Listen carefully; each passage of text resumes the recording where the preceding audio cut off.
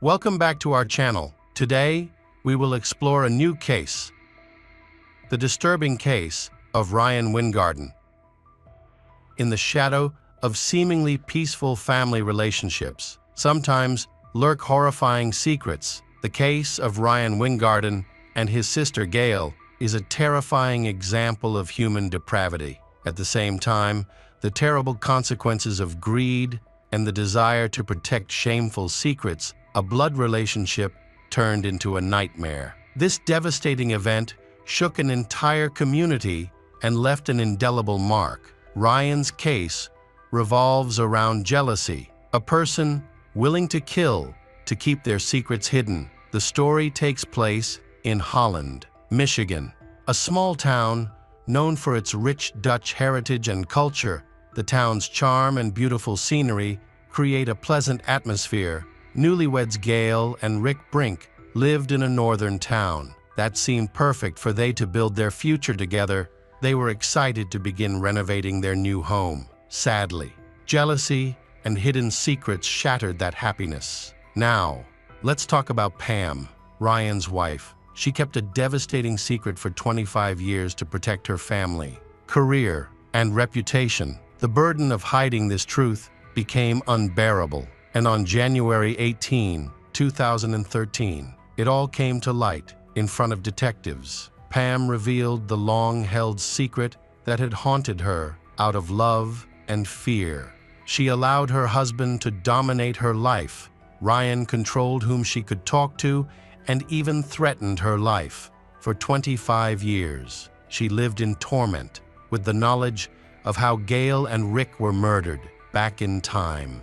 When Gail was 19 and Rick was 22, they met at work in 1984. Rick was so taken by her that he told his mother he had found the one he wanted to marry. Gail came from a large family with 8 children and was not financially well off, but she was ambitious, determined, and knew her goals. When she met Rick, she felt it was destiny, and they formed a strong couple. They knew they needed to work together to build the life they dreamed of. Soon, Gail decided to move in with Rick, and on April 25, 1986, they got married. Just one day after Gail turned 21, they planned to purchase a house together. After their honeymoon, they returned to Michigan and began searching for a ranch-style home with 20 acres of land on the outskirts of town. This type of property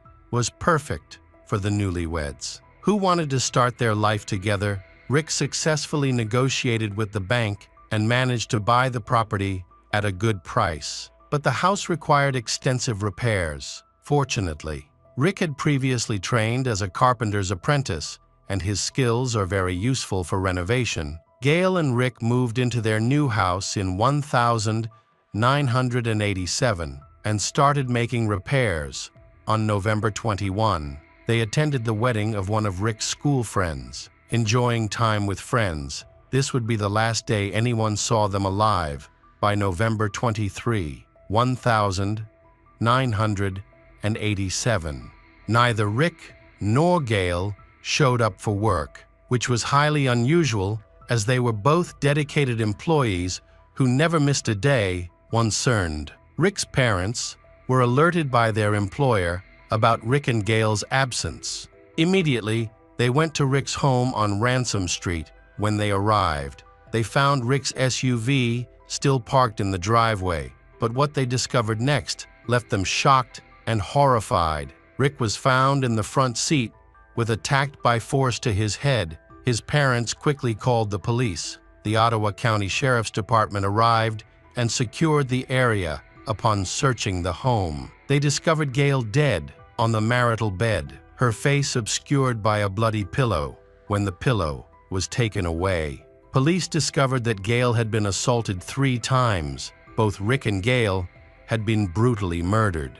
When they had only been married for 18 months, the inspection of the crime scene revealed that nothing in the home had been disturbed. This created a mystery that baffled the officers. Initially, police suspected Rick may have murdered Gail and then harmed self-harm in the car outside. However, this theory was quickly dismissed after the bodies were moved and examined. As no gun was found in the house or nearby, they then considered the possibility of a robbery. But further examination showed that all belongings were in their original places, all the money was accounted for, and there were no signs of forced entry, struggle, or any damage. Both Gail and Rick were still wearing their jewelry, and the entire house was clean, with hardly any evidence found. Here, they found no weapon at the scene. Also, could not locate the bullet casings during the search. The police found fingerprints. 4 belonged to Gail and Rick. While 2 were from an unknown source, 1 fingerprint was found on the toilet seat, and the other on the phone. The police checked these prints against their database, but found no matches, lacking physical evidence. They shifted their focus to gathering information about the victim's lifestyle and habits by interviewing friends and family. Ryan described Gail and Rick as the sweetest couple he had ever known, stating he had never seen a husband and wife get along so well. Rick's brother, Bat Brink, called the funeral an incredibly sad occasion. Gail's family, particularly her sister Cheryl and Ryan, were especially grief-stricken after the mourning period ended. The police resumed their investigation, exploring different leads, but still lacked any evidence. Multiple theories emerged, but all the leads proved fruitless and unverified. A month later, on December 24, 1987, another shocking crime occurred. Deborah and her husband were found dead in their backyard, both with their throats slit. This case bore similarities to the previous murder of Gail and Rick. Nothing was stolen. There were no signs of a break-in, and no clear motives could be identified. The remarkable point is that the two families lived only half a mile apart, raising concerns among the public and investigators. However, this connection was dismissed when differences between the two cases were identified. The murders of Rick and Gail appear to have been carried out in a premeditated manner, suggesting a planned murder. Another theory caught the attention of investigators. Gail was looking into financial irregularities at her workplace, and the dossier she took home went missing. However, this theory was eventually set aside as the police ran out of leads, and the case went cold. Despite this, the murders of Rick and Gail remained in the public's memory. In 2007, 20 years after the murders, a group of investigators established a cold case unit in the Tawa County Sheriff's Department. This unit was led by detectives Venus Repper and David Blakely. In there, the Brink murder was one of the cases they chose to investigate. Although the documents were old, they managed to recover important notes. Venus and David noticed some remarkable details. During their discussions with friends and family, they frequently heard the name of Ryan. Unlike other family members, Ryan often made bizarre comments during family gatherings. Relatives recalled that he exhibited odd behavior. For example, he once claimed to have a vivid mental image of Gail's murder, stating he could see someone walking down the hallway to her bedroom. Cheryl remembered him saying, "Sometimes I wonder if I could have done something like that." Additionally, Ryan confessed to his sister Lynn that he felt a need to apologize to Gail because he believed he had violated her during the previous investigation. Police had ruled Ryan out as a suspect due to an alibi provided by his then-girlfriend, Pam. She claimed that on the night of the murder, she was doing laundry with Ryan, and her account matched his, making his story credible. And then, it was later revealed that Pam and Ryan had actually gone to a friend's house that night to use the washing machine. Upon reviewing the reports, detectives found inconsistencies in Pam's testimony. Although Pam's testimony strongly supported Ryan's alibi, the polygraph test revealed a different story. When asked if she was with Ryan that night, Pam said no, and the polygraph indicated no deception in her response. This raised concerns, so detectives decided to investigate further by visiting Pam in the trailer park where she lived with Ryan and their children. At that time, Pam and Ryan had been married for 23 years and had 3 children together. Pam had first met Ryan in 1987 when she was a single mother with a 6-month-old baby. They married in 1990 and remained together since then. The detectives arrived at the trailer park and were greeted by Ryan. Since marrying Pam, Ryan had become a devoted husband and was actively involved in raising their children. He informed the investigators that Pam was not home, and they asked him about his account of the double murder that occurred that night. Ryan's recollection of events was quite vague. After the brief investigation, the detectives arranged to meet with Pam at the department later, but Ryan insisted on being present for the conversation. They informed him that this was not possible, as they needed to question Pam alone. Pam's account was consistent with the alibi she and Ryan had previously provided. Despite this, detectives Venus and David sensed that something was off. They were determined to investigate further, delve into Gail's and Rick's past. As they looked into Pam and Ryan's relationship, they discovered that Ryan had not always been faithful to Pam while dating her. He had also been involved with another woman, Crystal Beelan, with whom he had an unstable relationship for 4 years. She ended things with Ryan when she realized he was becoming serious with Pam. But their friendship continued. Detectives located Crystal and invited her to the department, where she agreed to come in voluntarily. The interrogation proceeded smoothly, and no incriminating evidence emerged during the conversation. However, she disclosed a significant secret that changed the direction of the case. She revealed that Ryan had previously confessed to her about an incestuous relationship he had with Gail when they were younger, a few days after the murder. Ryan had asked Crystal to drive past the crime scene, but she found it inconvenient, so they went to a nearby park instead.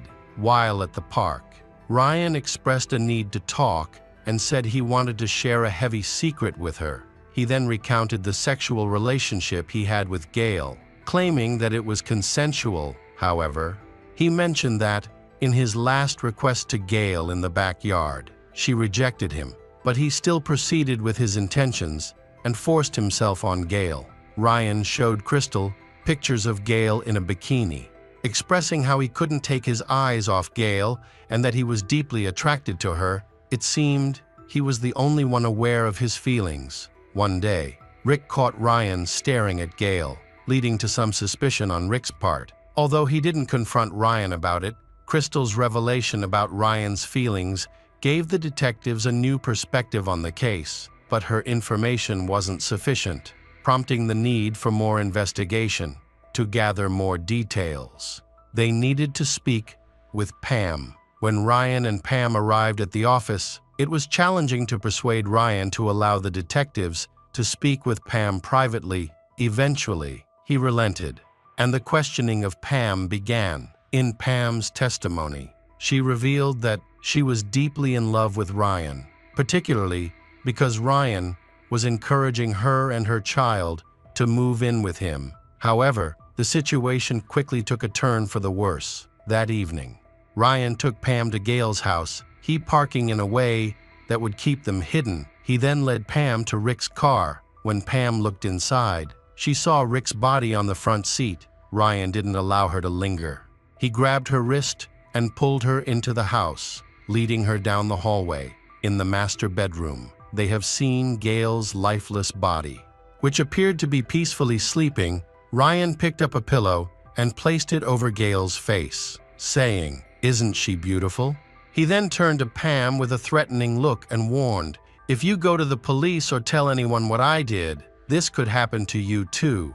Terrified, Pam fled from the house, despite the horror she had just witnessed. That night, she stayed with Ryan at his house. The next morning, they continued their lives as if nothing had happened. When Pam insisted on knowing why Ryan killed Rick and Gail, he finally confessed that he had a sexual relationship with Gail when they were younger. He was afraid that Rick might have found out about it over time. Ryan also revealed that he envied the success of Gail and Rick because he felt unsuccessful in his own life. He made money by selling small amounts of illegal substances. And after marrying Pam, she became the main provider for the family.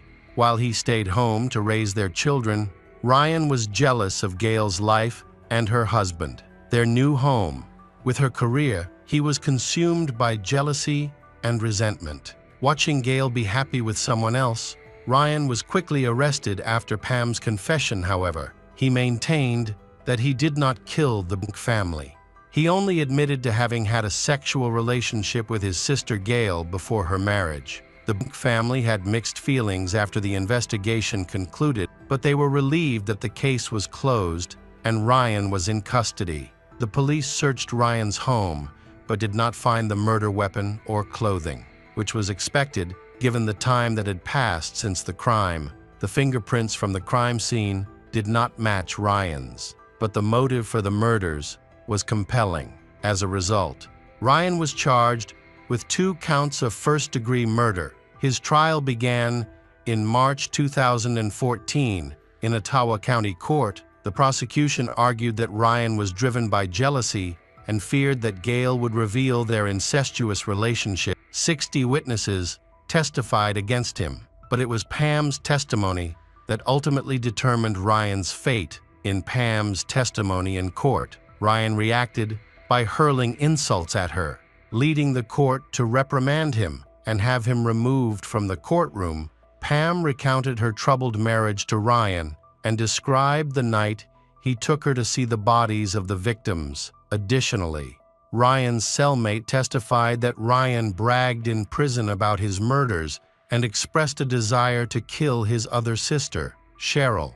Because she was assisting in the investigation, Ryan also defended himself, but his statements were erratic and confusing. He claimed that the authorities were conspiring against him, suggesting they needed to close the case. He alleged that the police had coerced Pam into giving false testimony. On March 28, 2014, the jury reached a verdict. Ryan Wingarden was found guilty of both murder charges. During his sentencing, Ryan shouted and made threats when asked to calm down. Ryan Wingarden was ultimately sentenced to 2 life terms in prison without the possibility of parole after the trial. Cheryl expressed her feelings, stating that although she had loved her brother all her life, she now despised the person he had become. Ryan's mother never accepted the verdict and passed away in 2021 at the age of 90. Pam later divorced Ryan. He has lost all his appeals and remains imprisoned to this day, although it took more than 2 decades. The truth has finally come to light thanks to the efforts of investigators and the cooperation of those who dare to speak out. This is not only a story of paying for crime, but also a reminder that justice, however slow, can still be served when those involved continue to seek the truth. The case of Ryan Wingarden highlights the consequences of crime and also exposes the darkest corners of family relationships. Ryan's moral degradation: he killed his sister and her husband to hide his secrets, with his actions stemming from selfishness, jealousy, and sick motives. He turned his family, which should have been the safest place.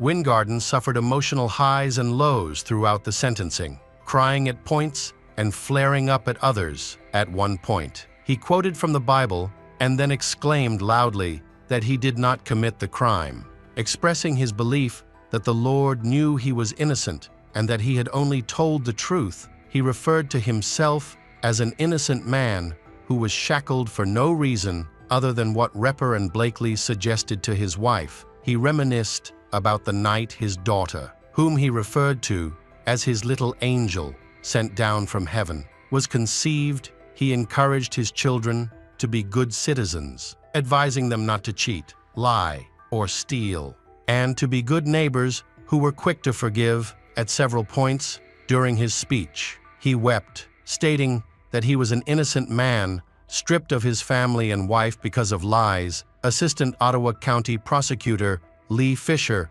remarked that Wingarden's outburst only reinforced the opinion that he had committed the killings. Implying that he was definitely not in touch with reality, Fisher added that the conviction provided closure for both families and signified that justice had been served, allowing them to no longer wonder what had happened to their brother and Gail.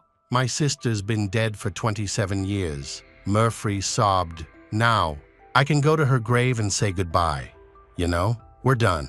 We're done. We finally got him, Gail and Rick. You can rest in peace now." Detective Blakely retired shortly after the trial ended. Repper said she's not sure who her new partner or what her next cold case investigation will be, but that she hopes to continue to bring justice to victims and closure to their families. This case highlights how hidden secrets can have devastating effects. Wingarden harbored a dark secret for years before it was uncovered. It demonstrates the psychological and emotional toll of suppressing the truth and how it eventually surfaces, often with significant consequences. Wingarden's conviction was largely based on the testimony of his wife, who revealed his confession after decades of marriage. This underscores how trust in relationships can be strained when significant wrongdoings are involved. It also shows how the burden of knowledge can compel individuals to seek justice, even at personal cost. The case remained unsolved for over 20 years, until investigators revisited it using modern interrogation techniques and social dynamics. This underscores the importance of persistence and advancements in forensic science and investigation, which can bring justice even decades after a crime. The murder stemmed from jealousy and unresolved issues within the family. It serves as a reminder that family disputes, if left unchecked, can escalate into tragic outcomes. Communication and conflict resolution within families are crucial, despite the passage of time. The judicial system demonstrated that justice can still be served. This case serves as a reminder to victims' families and society that crimes will not be forgotten, and efforts will continue to uncover the truth. Hi there, investigators. It's time to uncover the truth behind another case. The case of Zara Alina. Zara Alina was born in England in the winter of 1986. As the eldest of 5 children, Zara's birth held great significance, symbolizing her mother's aspirations for a better future. Additionally, she was the first granddaughter of Radha Parvin, a distinction that earned her special respect and status within the family. Growing up, Zara was doted on by her relatives and raised in a multi-generational household. Despite their financial struggles, Zara's parents prioritized her education, believing it would provide her with a good life. Zara's family had big plans for her future, but their hopes were overshadowed by the dangers and difficulties that surrounded them, putting Zara's safety at risk. Zara had an unrelenting passion and thirst for life from a very young age. This led her to develop a love for tap dancing, a form of self-expression where each step brought out a rhythm that evoked a sense of harmony. Additionally, and swimming, which gave her a sense of freedom from the monotony of daily life.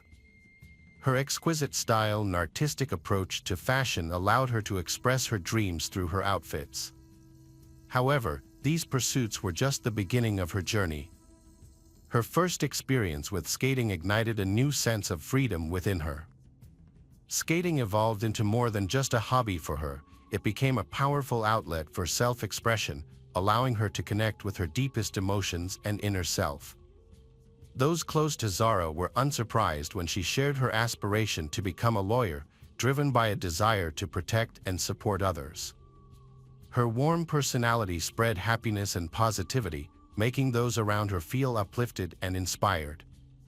Zara's eyes sparkled, and her gaze was captivating. Her curly black hair added to her striking appearance. She has a magnetic appeal, combining qualities such as passion, kindness, and courage, along with undeniable charm. As a teenager, she had the chance to explore England. visiting museums and galleries that fueled her interest in art and culture. Her travels showcased independence and unrelenting passion for knowledge and discovery. Following her initial trips, she later traveled to other parts of Europe. These adventures show that she inherited her family's passion for discovery and exploration of new things. Zara's aunt, Farah, was a significant influence on her. Unlike many others who chose to settle in the UK, Farah settled in Portugal. What captivated Zara was her aunt's work as a psychotherapist, particularly her involvement with women's organizations. As a result, Zara made it a point to visit her aunt on multiple occasions. Zara began turning her dreams into a reality when she earned admission to the University of Westminster immediately after high school graduation. She dedicated herself to pursuing her objectives, all while taking care of her mother and grandmother at the same time.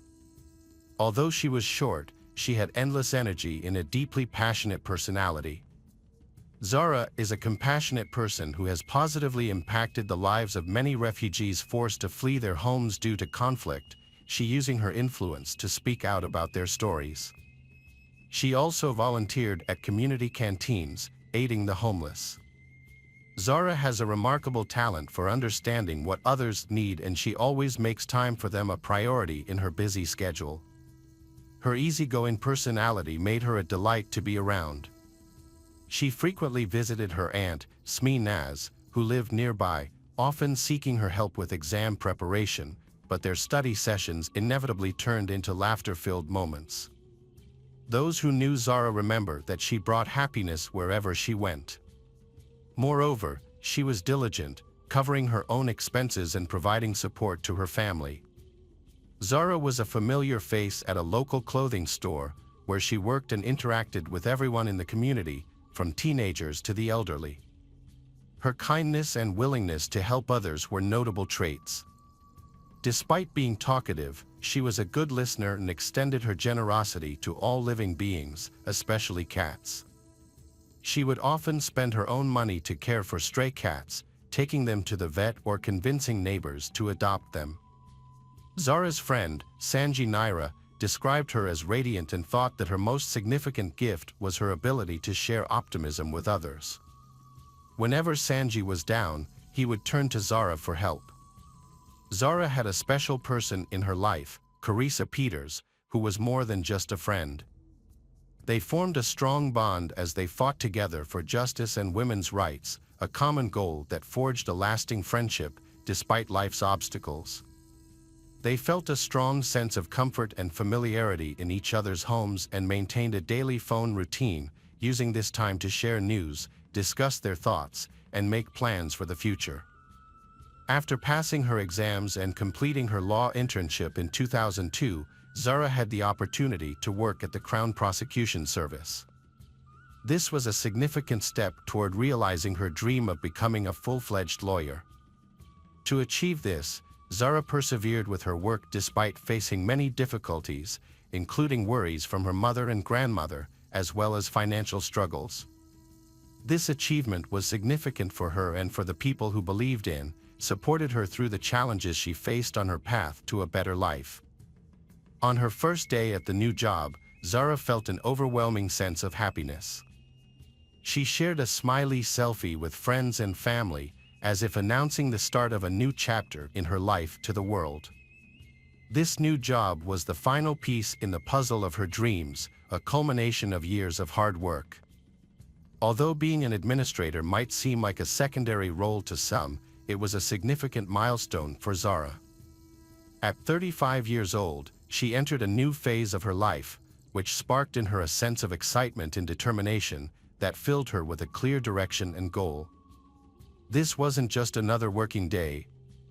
It marked the beginning of a new era in her life, one where she felt truly fulfilled and happy. The new job boosted Zara's confidence, and she felt it was time to start her own family. She envisioned her children living happy, protected lives filled with love and harmony. With each passing day, Zara saw herself moving closer to her dream of having a family. Her life was busy with work, volunteering, friends, and support from her mother and grandmother, who shared her home and provided care when needed.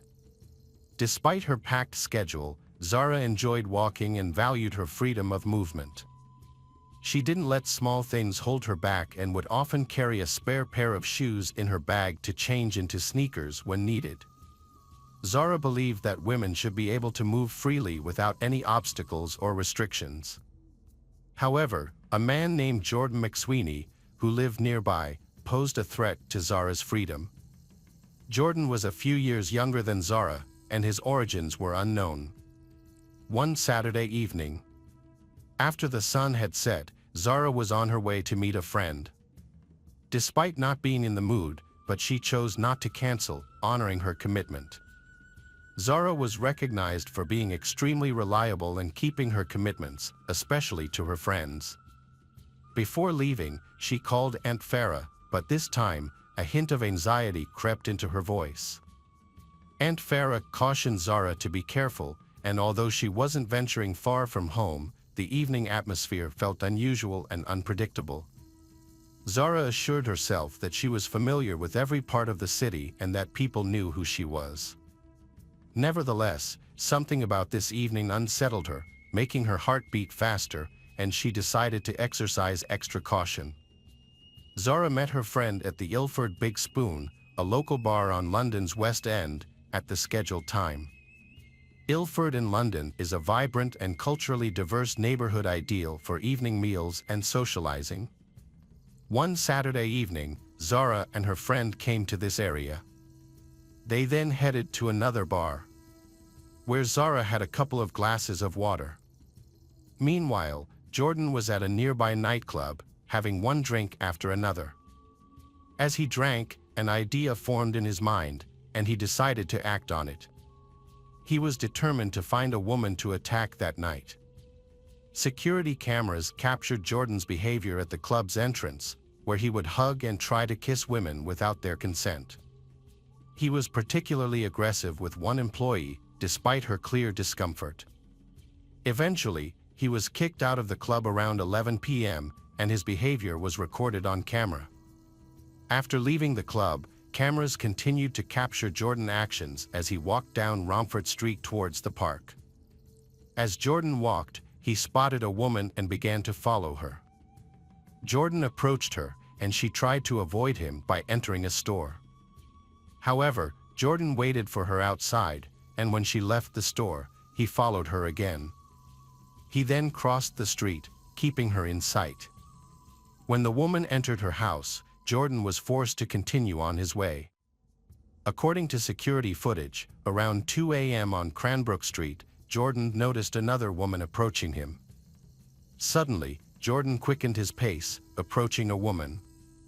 However, two passing witnesses noticed his suspicious behavior, which was captured on video.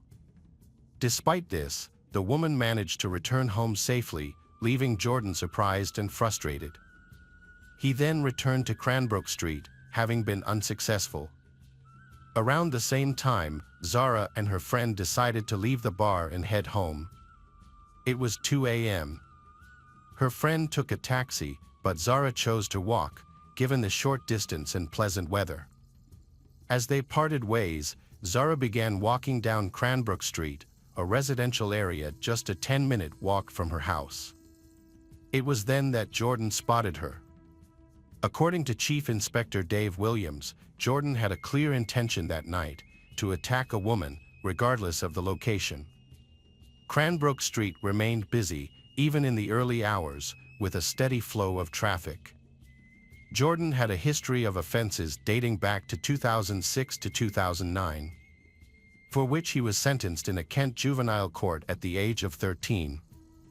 In August 2010, at the age of 17, he was found guilty of assaulting a girl, causing her to suffer a swollen eye. He received a 4-month detention and correction period as a result.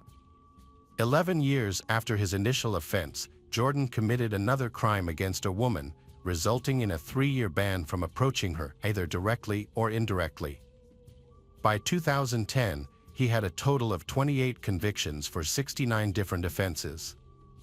These offenses included theft, assault on both police officers and the general public, motor vehicle theft, traffic infractions, committing crimes while out on bail, and shoplifting.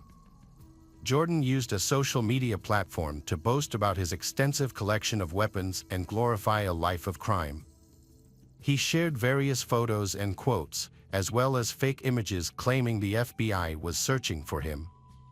After being imprisoned for crimes including criminal damage, racially aggravated harassment, and carrying a bladed weapon, Jordan was released on parole on June 17, 2022.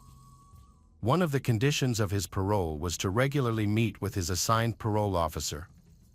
Following his release, Jordan resided in a van on St. Valentine Street, located in a 130-acre park in the Gun Hill area of London's Redbridge district, the largest green space in the region.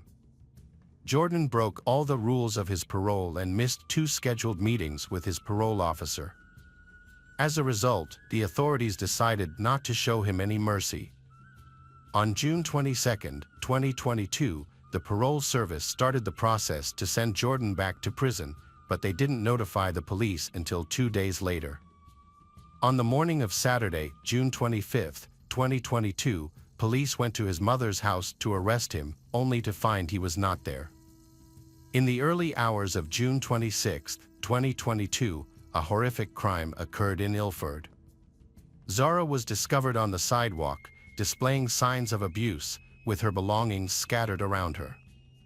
Her body showed evidence of severe injuries, her clothes were torn, and her eyes indicated a desperate struggle for survival. A passerby immediately recognized the gravity of the situation and began administering chest compressions and CPR in an attempt to save Zara's life. Despite the efforts of passers-by and emergency medical responders, Zara's injuries proved too severe. She fought for her life but ultimately passing away at 9:58 a.m. on Sunday. At approximately 11 a.m., security cameras in the park captured Jordan disposing of evidence, including his clothes, with an air of indifference and calmness. This behavior suggested that the act of violence was premeditated rather than random. The police swiftly responded and visited Zara's grandmother, asking her to identify her granddaughter from video footage taken at the bar. Upon confirmation of Zara's identity, the police informed her grandmother about the incident. Zara's uncle Qasim then contacted other family members, including Aunt Farah in Portugal, to break the news. Farah recalled receiving the distressing call on Saturday night, which prompted her to immediately travel to London. The family was deeply shocked and struggling to cope with the intense sadness of Zara's passing. Concurrently, detectives initiated an investigation in the area where Zara's body was found. They began by gathering footage from surveillance cameras to reconstruct the attacker's movements. The combination of video evidence and bloody fingerprints discovered near the crime scene enabled the identification of Jordan as the primary suspect. Utilizing a video surveillance system, the police tracked Jordan's location and obtained images of him. Inspector Dave dispatched an officer to Gun Hill to verify if anyone recognized Jordan. The operation yielded swift results, as Jordan was found sleeping in his van shortly thereafter. The authorities immediately arrested Jordan, who was found with blood-stained clothes and shoes that he was trying to dispose of. Despite lengthy interrogations, he refused to speak or reveal any information about himself. Meanwhile, new video footage emerged, allowing police to piece together the incidents surrounding the crime. The incident led parole officer Justin Russell to criticize the handling of Jordan's case, highlighting a series of errors. Jordan has a criminal history dating back to the age of 16 and has been in prison several times, making him a subject at high risk of committing a crime. After being released from detention, he missed several scheduled supervision appointments. Authorities failed to take prompt action to return him to prison. Zara's family described the last few days as incredibly shocking, acknowledging that their loss was irreparable. However, in the face of such grief, they were touched by the warmth and kindness people have shown. The family faced a significant amount of work and needed to find the strength to cope. Aunt Farah took charge of communicating with the media and meeting with the police. Even though they were dealing with their own shock and grief, the family understood that taking control of the situation was crucial to protect Zara from possible accusations by some media outlets. A preliminary hearing for the Jordan case occurred on July 1, 2022. A subsequent hearing was scheduled for September 30, 2022, to prepare testimonies for the trial. However, the trial was postponed because Jordan did not appear on the scheduled day. On July 2, a memorial service was held for Zara, organized by her family. The service took place along the route Zara would have taken home, representing her final, unfinished journey. Many attendees wore white to symbolize a silent walk. Over 120 organizations that specialize in supporting women attended, showing solidarity in the fight against violence. These organizations collaborated with Zara Alina's family and publicly pushed for justice and accountability. They stressed that it's crucial to address violence against women and stopping perpetrators from committing such acts.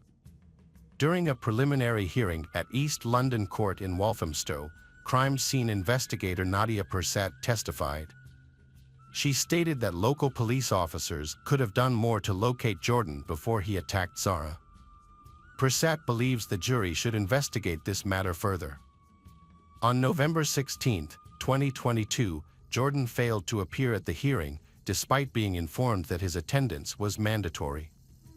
As a result, a video call was arranged, during which he pleaded guilty. Prosecutor Oliver Glasgow argued that Jordan would be unfit for bail, and Judge Chima Grave agreed. The judge postponed the verdict until December 14 of the same year. However, as that date approached, Jordan failed to appear in court. Despite his absence, Jordan was eventually convicted and sentenced to life in prison with a minimum of 33 years for the murder of Zara Alina. Jordan and his representatives appealed the sentence, which was subsequently reduced to 33 years in prison. The judge took into account that Zara was unconscious at the time of her death and therefore did not experience any suffering, which was a key factor in the decision to reduce the sentence. For months after the incident, it was revealed that Jordan had a personal relationship with a 32-year-old woman who worked at the Belmarsh Correctional Facility in South London. The woman, who was not a direct employee of the prison services but worked at the facility, was arrested and investigated for suspected misconduct in a public office. Zara Alina's family still fondly remembers her with love and pride. Her aunt, Farah, continues to advocate against violence towards women and girls. In March 2023, Farah participated in a march organized by various groups to raise awareness about the issue. Hello friends, welcome to our channel. Today we're going to take a look at another horrible case with you, the case of Susan Reinert. Susan Reinert, known to many as Sue, was born in 1943 in the town of Ridgeway, northwestern Pennsylvania. Her parents, William and Jane Gallagher, were a significant influence on her early life. Her father managed a newspaper, while her mother was a dedicated school teacher, which later shaped her path. As a child, Susan demonstrated a clear passion for learning and a natural love for literature, following in her mother's footsteps. She pursued higher education at Grove City College, where she met Kenneth Reinert, a young Air Force enlistee. Their chance encounter blossomed into a romance as they studied together. Susan's determination paid off as she earned her bachelor's degree. After achieving her initial goal, Susan pursued further education, earning a master's degree in English from Pennsylvania State University in 1966. She had married Kenneth in 1965, shortly after graduating from Grove City College, and they began a life filled with adventure as a military couple, moving to various duty stations across the country. Their military life took them to different parts of the country, including Sacramento, California, Rome, New York, and even Puerto Rico, before they eventually settled in the Philadelphia region. However, in 1971, Susan and Kenneth decided to separate, marking the end of their marriage. Despite the divorce, they parted ways amicably, without any legal disputes. As a single mother, Susan focused on creating a warm and loving home for her two children, Karen and Michael. She was a dedicated teacher and a beloved colleague and educator at Chestnut Walled Elementary School, known for her friendly and warm nature. Outside of her professional life, Susan was actively involved in Parents Without Partners, playing a crucial role in the Valley Forge chapter. After her mother's death, Susan found comfort in her connection with the organization Parents Without Partners. Despite facing challenges, she remained strong, relying on the organization for support. As she navigated her grief and a significant inheritance, her life became increasingly complex.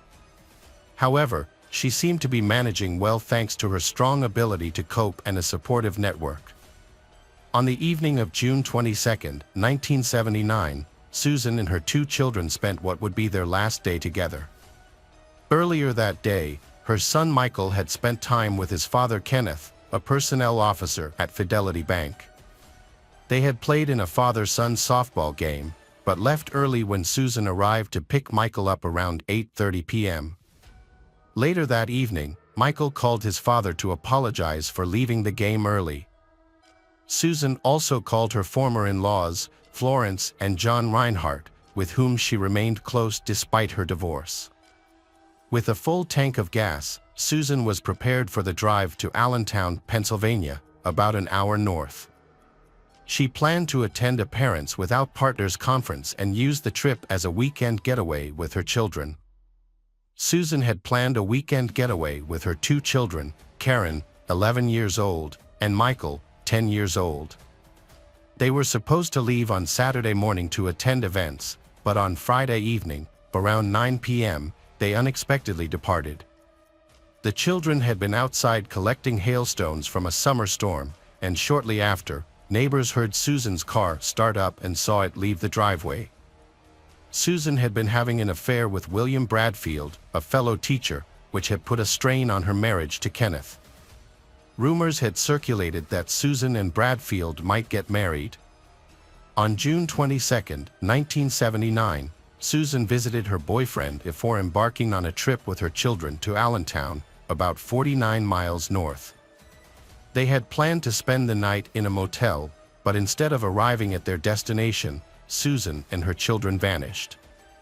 2 days after Susan Reinhardt and her children vanished, the community cared for them deeply was overcome with concern and uncertainty. On June 25, 1979, their fears were realized when Susan's orange Plymouth hatchback was found in the Hostin Hotel parking lot in Harrisburg, 87 miles from Allentown and 97 miles from her home. Tragically, her body was discovered in the back of the vehicle. The details of her death were horrific. Susan's body was found nude, battered, and bound in chains, curled up in the wheel well of her car. Her hands were tied, and she had 2 black eyes. It appeared that she had been either beaten with chains or tied so tightly that the chains had caused severe bruising on her back. To make matters worse, she had been given a lethal dose of morphine. The disappearance of her 2 children remained a mystery, however, with no signs of their whereabouts. Police were left searching for answers, with the children seemingly vanished into thin air. The police searched for hours, hoping to find Susan's children with a babysitter, but none of her regular sitters, friends, or family members had seen them that weekend. As a result, the police began investigating to find answers. To gather leads, the police published pictures of the Reinhardt family in newspapers for weeks. This was before the internet and Amber Alerts existed, making it more challenging to disseminate information quickly. As the investigation continued, it was discovered that Susan Reinhardt had named William Bradfield, the man she believed she would marry, as the beneficiary of life insurance policies worth $730,000. This revelation raised suspicions that the children might have been killed to allow Bradfield to receive the substantial financial windfall. However, Bradfield had a solid alibi, as he was at the beach in Cape May, New Jersey, during the weekend when Susan was killed and her children disappeared. Several other teachers were with him and could vouch for his whereabouts. The police then shifted their focus to Upper Marin High School, where Susan worked. The school was facing several difficulties and challenges. The principal, J.C. Smith, had been involved in a scandal. He had been fired the previous year, being arrested at a local shopping center, where a search of his Ford Granada revealed loaded handguns, a hooded mask, and various tools associated with burglary. Additionally, a syringe filled with morphine was found in his trunk. Jay's life was already unraveling before his wife's cancer diagnosis. In 1977, his wife was diagnosed with an aggressive form of cancer, which she would eventually succumb to in August 1979. During her illness, she kept a diary, documenting her husband's increasingly bizarre behavior. Jay had begun engaging in consensual non-monogamous activities, including group sex and partner swapping, to which his wife strongly objected. This behavior seemed to be a precursor to even more alarming actions. Around the same time, their daughter, Stephanie, moved back in with her parents, bringing her husband Edward Hunsberger with her. The family was already dealing with the uncertainty of her mother's cancer battle, and tensions were running high among them. Edward Hunsberger and his wife Stephanie, Jay's daughter and son-in-law, struggled with heroin addiction and had trouble finding steady employment in the years leading up to their move. In an effort to escape their struggles with addiction, they moved back in with Jay family in early 1978. However, just a few months after the move, Stephanie and Edward mysteriously vanished. The last confirmed sighting of they was in February 1978, when they visited Edward's parents in North Wales, Pennsylvania. Before leaving, they mentioned that they would return to visit soon. However, after this point, all contact with them ceased. Edward failed to appear at a scheduled meeting with his probation officer later that month, prompting authorities to begin searching for him and Stephanie.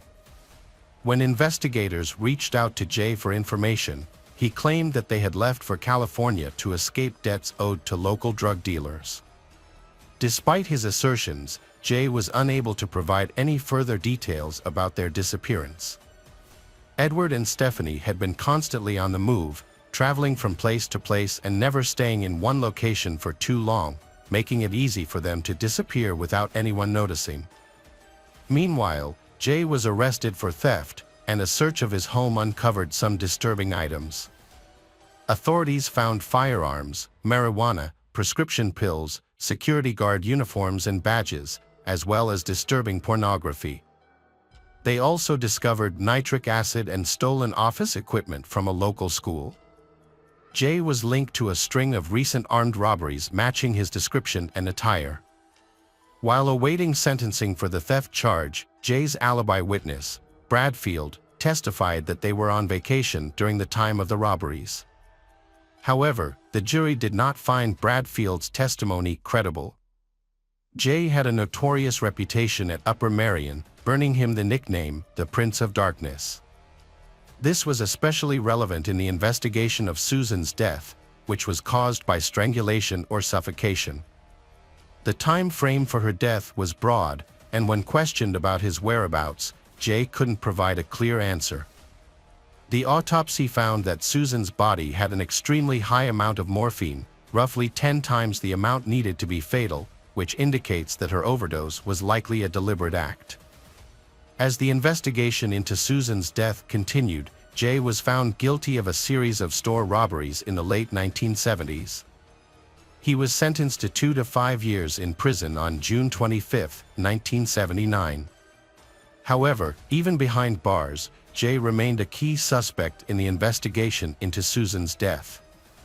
The police began to dig deeper into his past, uncovering a disturbing discovery. Jay's daughter and son-in-law had gone missing in similar circumstances to Susan and her children.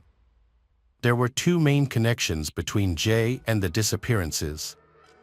Firstly, large quantities of morphine had been discovered in Jay's house a few months earlier. Secondly, a plastic comb with Jay's military unit was found in Susan's car. The disappearances of Jay's daughter and son-in-law shared striking similarities with the disappearance of Susan's children. The investigation revealed a shocking series of events that had a lasting impact on the public. However, the most shocking revelation was yet to come. In late July 1979, about a month after Susan's body was discovered near Harrisburg, investigators stumbled upon a potential motive for the crime. In her official documents, Susan referred to Bradfield as her future husband.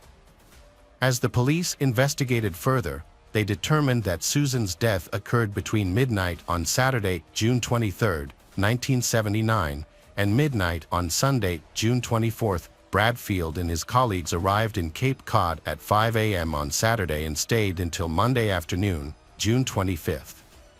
However, there was a gap in Bradfield's alibi, as his exact whereabouts during the time of Susan's disappearance were unclear. Investigations also revealed that Susan had withdrawn large sums of money from her accounts, totaling around $25,000. She had told bank employees that she planned to invest the money in high-yielding investments managed by Bradfield, whom she trusted as her future husband.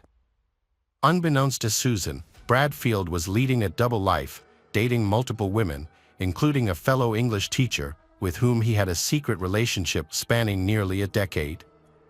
Bradfield had promised Susan that he would handle her investments and assured her they would be profitable, providing a way for they to fund their upcoming wedding and move to England.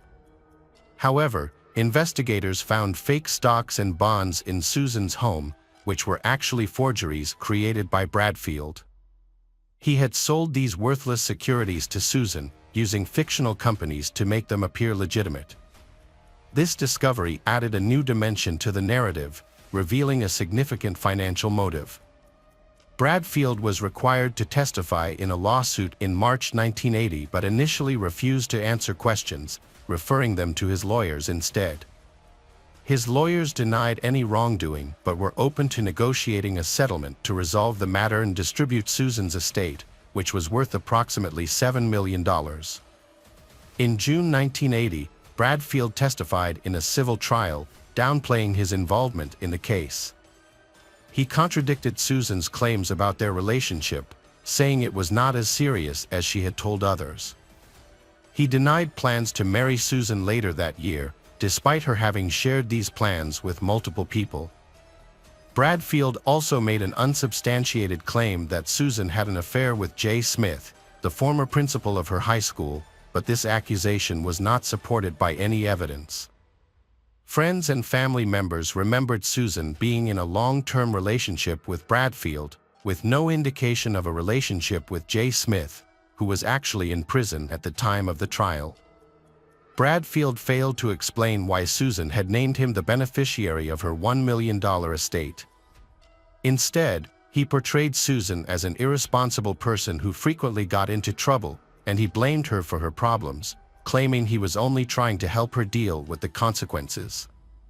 As the investigation into the missing $25,000 continued, Susan's brother and ex-husband filed a second lawsuit in June 1980 to claim the $450,000 life insurance policy taken out on Susan's life just before her death. The goal was to use the funds to conduct a private investigation. However, the case took a surprising turn when Bradfield was arrested on February 20, 1981, and charged with 2 counts of theft and 1 count of conspiracy related to the $25,000.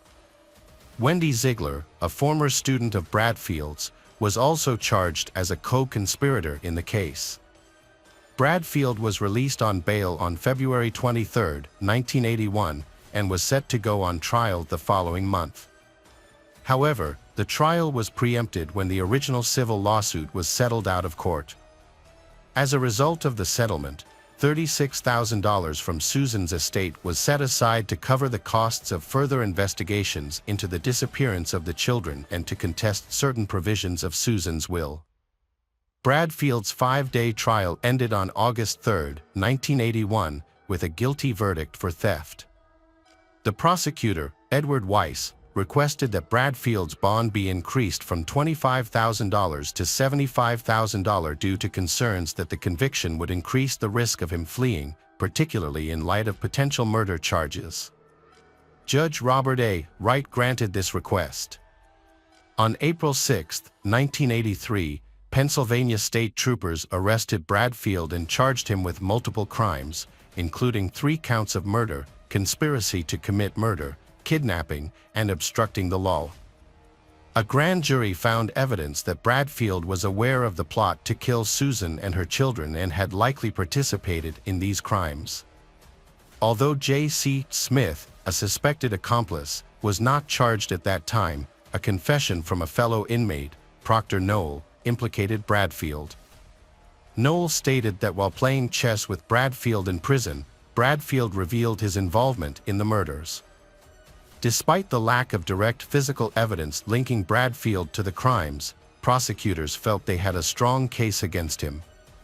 A previous conviction for theft also bolstered their confidence, as did a potential connection to a person who may have disposed of the victims' bodies, which further implicated Bradfield in the murders that occurred in the 1980s. J.C. Smith was forced to testify before a grand jury in 1984, despite invoking his Fifth Amendment right. The questioning was likely related to the disappearance of his daughter, Stephanie, and her husband, Edward Huntsberger. Around the same time, William Bradfield was also called to testify, but the details of his statements were not made public. In April 1985, J.C. Smith was asked to provide handwriting samples that may have been linked to documents written years earlier, possibly outlining a plan to murder Susan Weinert. This led to Jay's arrest on June 25, 1985, exactly 6 years after Susan's body was found. He was charged with 3 counts of first-degree murder and taken into custody. While Jay awaited trial, a book about the case was published by crime author Joseph Wambaugh in 1984, suggesting that Smith was the killer. The book was later adapted into a TV miniseries, drawing national attention to the case. Despite this, Jay maintained his innocence from prison, filing appeals and claiming that William Bradfield had framed him. In 1989, the court decided to re-examine Jay's case and discovered problems with the prosecution's handling of the case. This led to a new trial in 1990. Jay waived his right to a speedy trial to allow for a thorough investigation. By 1992, the Pennsylvania Supreme Court ruled in Jay's favor, overturning his murder conviction due to issues with the prosecution's conduct. For 20 years, the state did not pursue a new trial against J.C. Smith, allowing him to live the rest of his life without further prosecution. Meanwhile, William Bradfield continuously disregarded court orders and refused to pay the $25,000 he owed to the estate of Susan Weinert. This issue was finally resolved in a settlement in 1996. J.C. Smith went on to file lawsuits against the state and Joseph Wambaugh, claiming defamation and conspiracy. However, both suits were eventually dismissed. On January 16, 1998, William Bradfield, who had been in prison for over a decade, was found unresponsive in his cell and pronounced dead due to cardiac arrest. Kenneth Reinert, the ex-husband of Susan Weinert, passed away in June 2002 without ever knowing what happened to their 2 missing children. J.C. Smith, whose conviction was overturned in 1992, wrote books about the case and remarried in 2002. He died on May 12, 2009, leaving many questions about his involvement in the 1978 disappearance of his daughter and son-in-law, Stephanie and Edward Huntsberger, still unanswered. Welcome to our channel. Today we're going to take a look at another horrible case with you. The case of Maria Munoz. Maria Munoz was born on January 25, 1989, in Puerto Rico, to Marisol Rodriguez and Jorge Luis Munoz. She was one of 3 children, and her early life was marked by a significant loss when her mother passed away. It was during this time that Maria met Joel Pellet, who was 11 years her senior. Despite their age difference, they got married in 2011. Joel Pellet, a nursing student at the time, had big dreams, and Maria was also a nurse. After their wedding, they moved to Laredo, Texas, where Joel Pellet secured a high-paying job as a nurse anesthetist at a local hospital. Maria Munoz, 31, was a devoted stay-at-home mom in Laredo, Texas, dedicating her time to caring for her 2 young sons and her husband, Joel Pellet, 40. She had left her job to focus on raising her children, and her days were filled with activities like taking them to the park and reading to them before bed. Although she was happy at home with her children, she had always dreamed of returning to school to become a nurse again. On the surface, Joel Pellet's family looked perfect. Joel Pellet often shared family photos with friends and colleagues, proudly talking about his wonderful wife and children. However, beneath the surface, a different reality was taking place. In 2018, after the birth of their second son, people close to Joel Pellet noticed a significant change in his behavior. He lost weight, gained muscle, and became more outgoing, especially with women. His behavior was flirtatious and not what was expected of a married man. He also started removing photos of his wife and children from social media, replacing them with pictures of himself alone. This change gave the impression that he was single. Around the same time, colleagues observed Joel Pellet growing closer to a surgical nurse named Janet Arando. It became clear that they were having an affair behind Maria's back. In early 2020, Maria discovered evidence of their relationship when she found airline tickets Joel Pellet had purchased for himself and Janet to travel to Europe. This revelation devastated Maria, leaving her feeling heartbroken, depressed, and betrayed. She had trusted her husband and thought their marriage was strong, but the discovery shattered her trust. Maria's world was turned upside down when she discovered that her 10-year marriage was a sham. Overwhelmed with emotions, she felt lost and alone, struggling to come to terms with the devastating truth. Seeking guidance, she began therapy sessions to cope with her mental health struggles, and her therapist prescribed medication to support her through this difficult time. As a way to process her emotions, Maria started keeping a journal to express her thoughts and feelings. As the situation between Maria and Joel Pellet continued to deteriorate, tensions escalated. On September 19, 2020, Maria visited Janet's house, where she found Joel Pellet's car parked in the driveway. Confronting him, Maria gave him an ultimatum: choose between her and Janet. Joel Pellet's response was clear: he chose Janet. The argument became heated, prompting Janet to call the police. However, by the time they arrived, Maria and Joel Pellet had already left the scene. Maria was driving with Joel Pellet when the police called her. She could hear him yelling in the background. When they arrived home, he became extremely angry and punched a hole in Maria's car windshield, demonstrating a disturbing level of aggression. The next morning, Maria sent Joel Pellet a text message stating her intention to hire a lawyer to help resolve their issues. Joel Pellet responded, suggesting they handle the situation on their own to avoid the costs associated with hiring lawyers.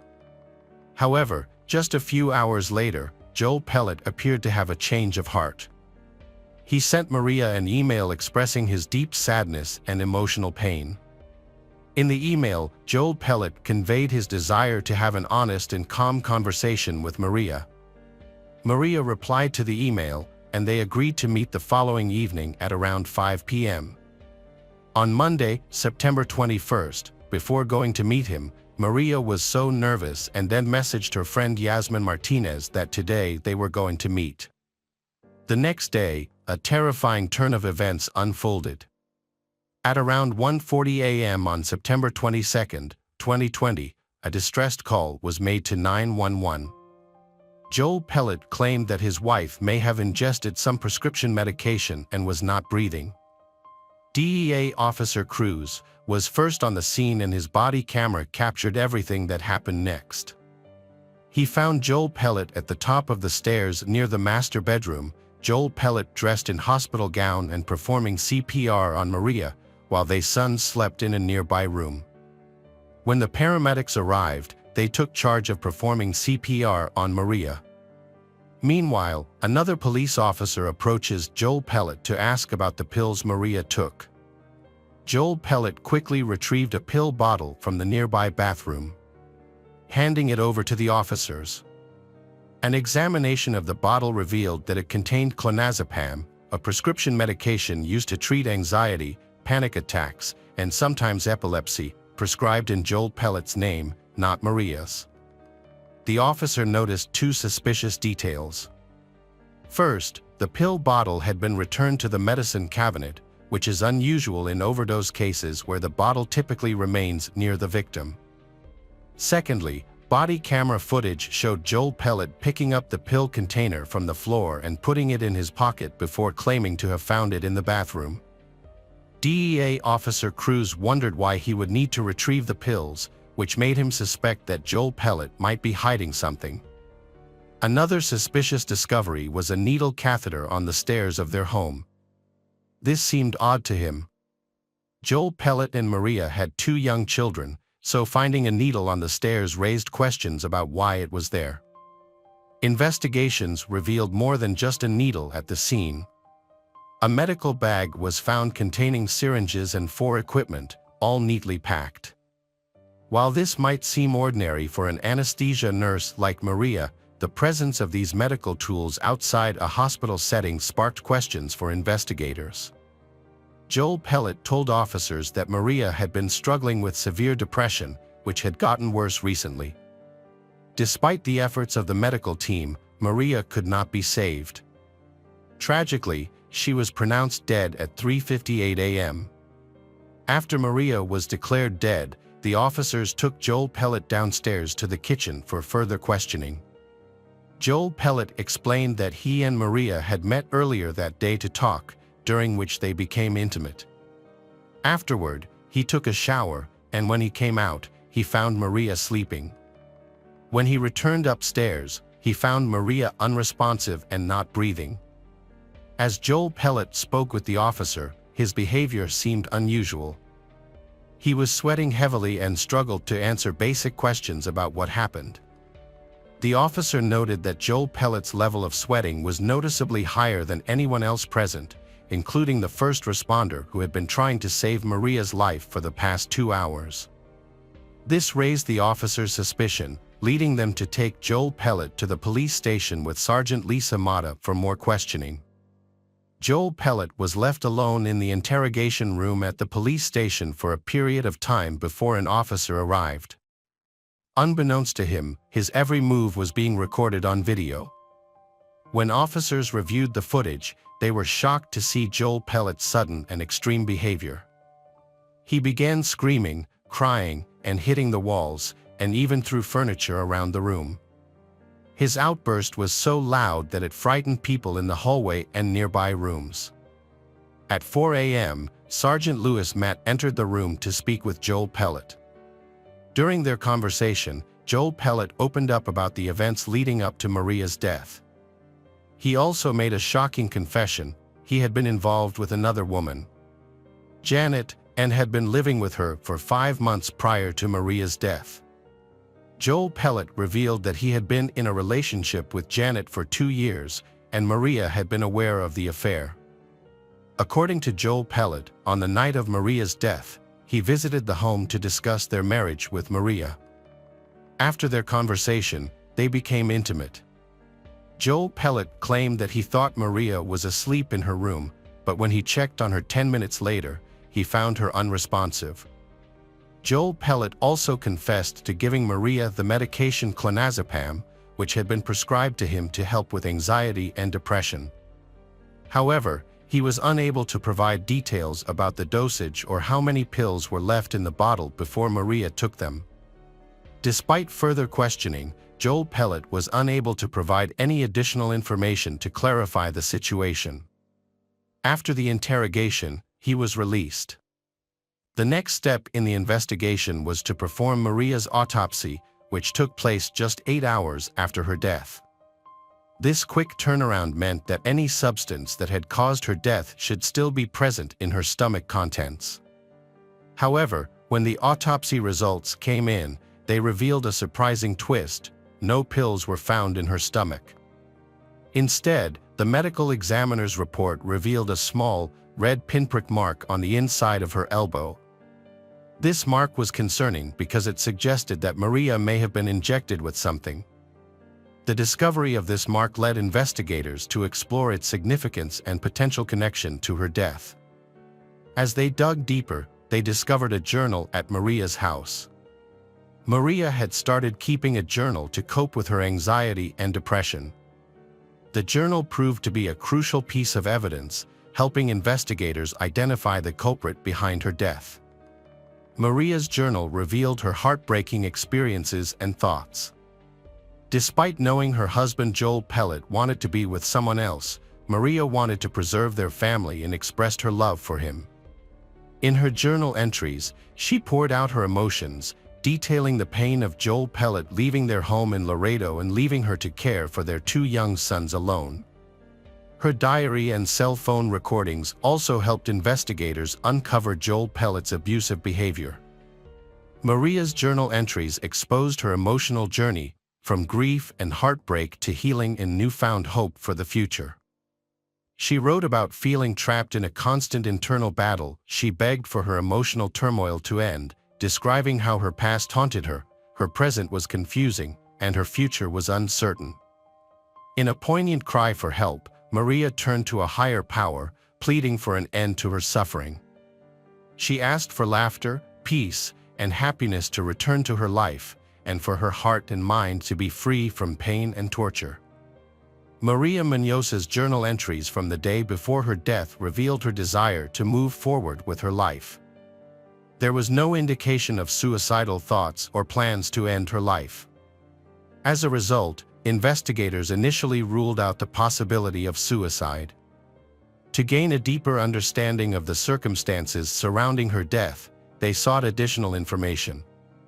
Dr. John Hunsinger, anesthesiologist, reviewed the autopsy findings and contacted the lead detective, DEA Cruz, to express his concerns.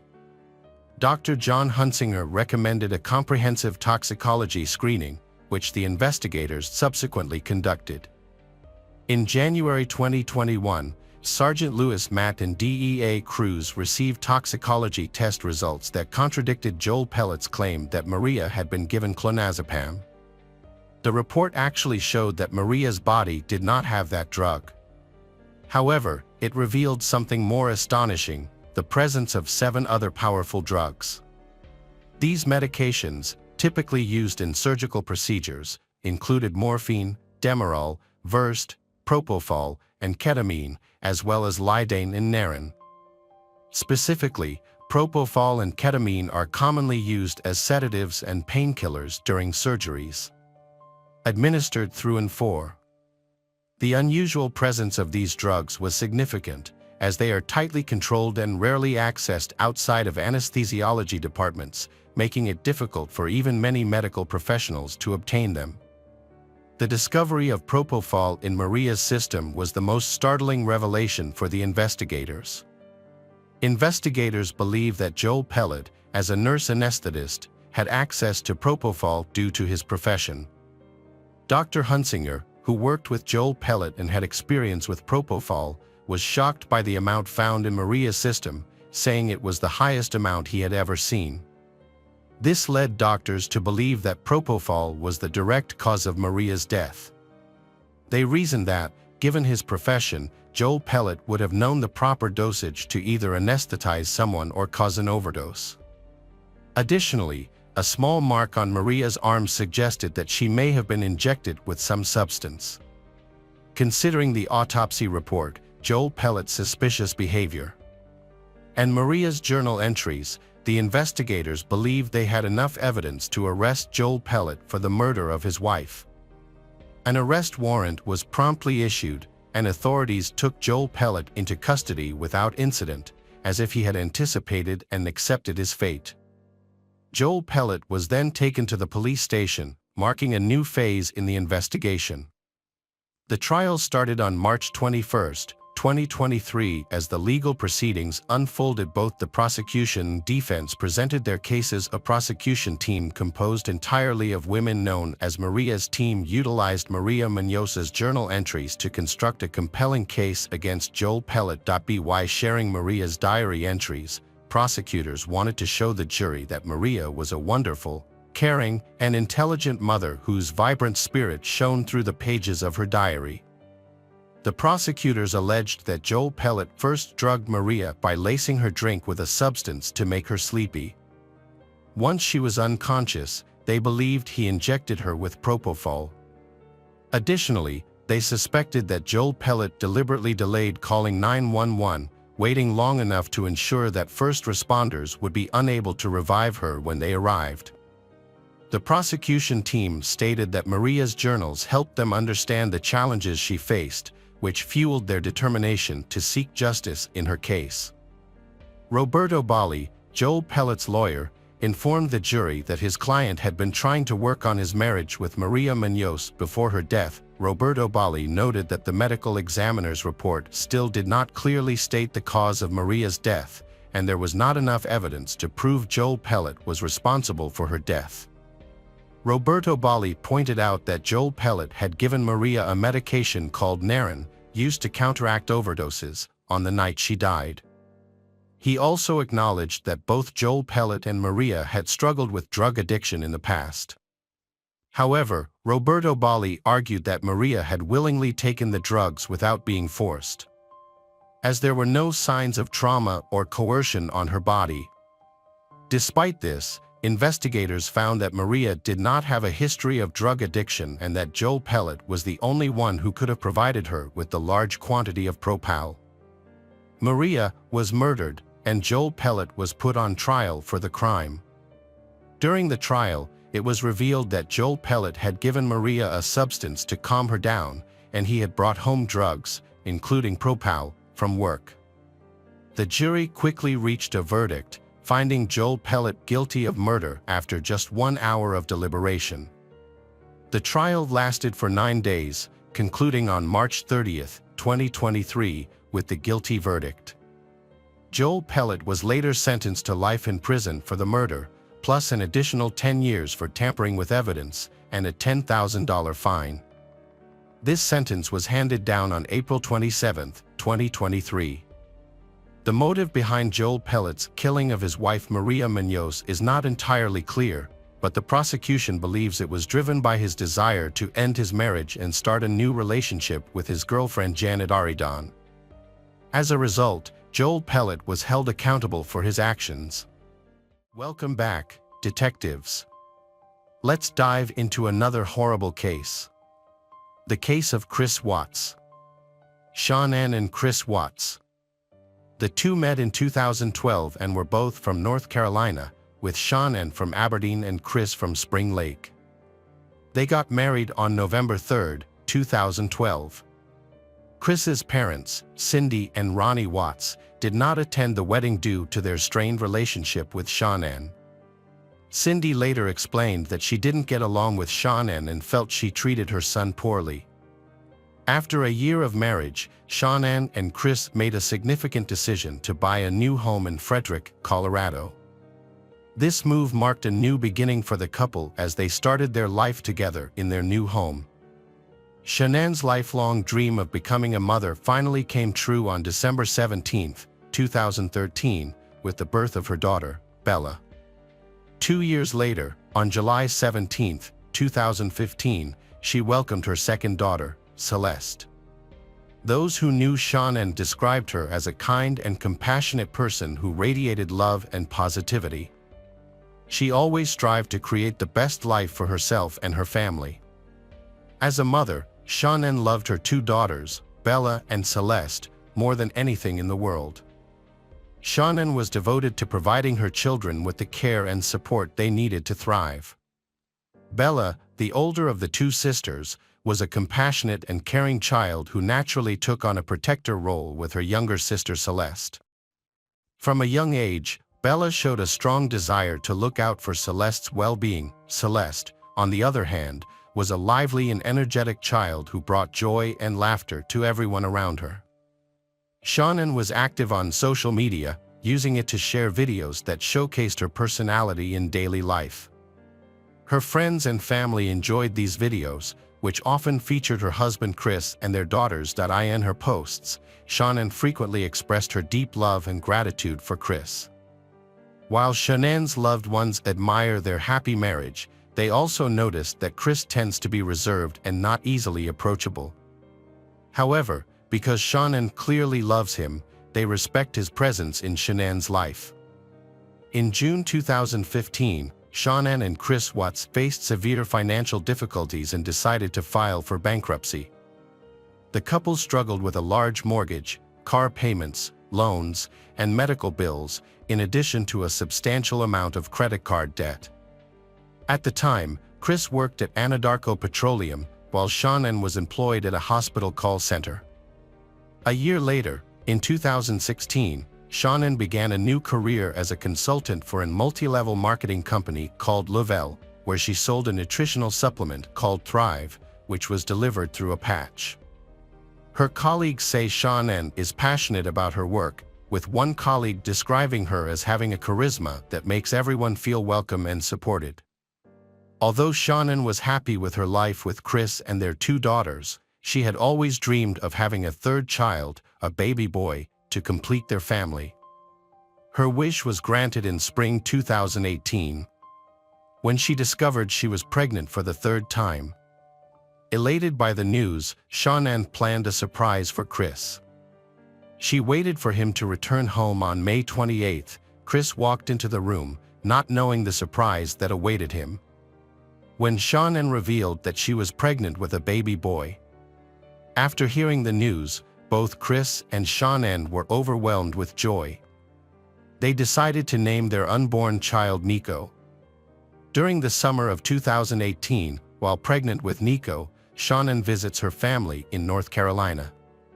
Chris stays behind in Colorado for work. While in North Carolina, Shannon takes her daughters to visit Chris's parents, Cindy and Ronnie. During the visit, Cindy offers Celeste a snack. Despite knowing that Celeste has a severe nut allergy, Cindy gives Celeste a snack containing peanuts. This incident upsets Shannon, who feels that Cindy has put Celeste's life in danger. Shannon was upset and sent a text message to Chris expressing her frustration. She told him he should call his dad and tell him how he felt about his mom putting their daughter's safety at risk that day. Shannon believed Chris's mom was trying to upset her by taking risks with their child's life. While Shannon was visiting family in North Carolina, she noticed a change in Chris's communication style. He stopped responding to her messages and calls, which left her confused. When she asked him about it, Chris said he was busier at work due to new employees and that everything was fine. Despite his reassurance, Chris's sudden lack of communication concerned Shannon. On July 31st, Chris flew from Colorado to North Carolina to join Shannon and their daughters, Bella and Celeste, for the week. The girls were excited to see their dad, and as soon as Chris stepped off the plane, they ran to him, eager for hugs. Chris picked them up and held them tightly. Chris's behavior toward Shannon was clearly different. He didn't greet her with a kiss, just a nod of acknowledgement. Shannon felt hurt and couldn't understand why Chris would act this way. She opened up to a friend via text message, expressing her concern that Chris had changed. Shannon's texts were filled with sadness and confusion. She told her friend that Chris was ignoring her, and they were barely communicating, even when they were in the same room. Instead of talking face-to-face, they were exchanging messages on their phones. Shannon even sent a picture to her friend, showing her and Chris sitting on separate couches, facing away from each other. In her messages, Shannon revealed her suspicions that Chris might be having an affair. Shannon confided in her friend that Chris had told her he no longer believed they were compatible, which left her heartbroken.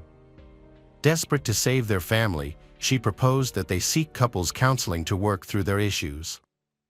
She was willing to make concessions and put in the effort to repair their relationship. However, Chris refused to consider counseling.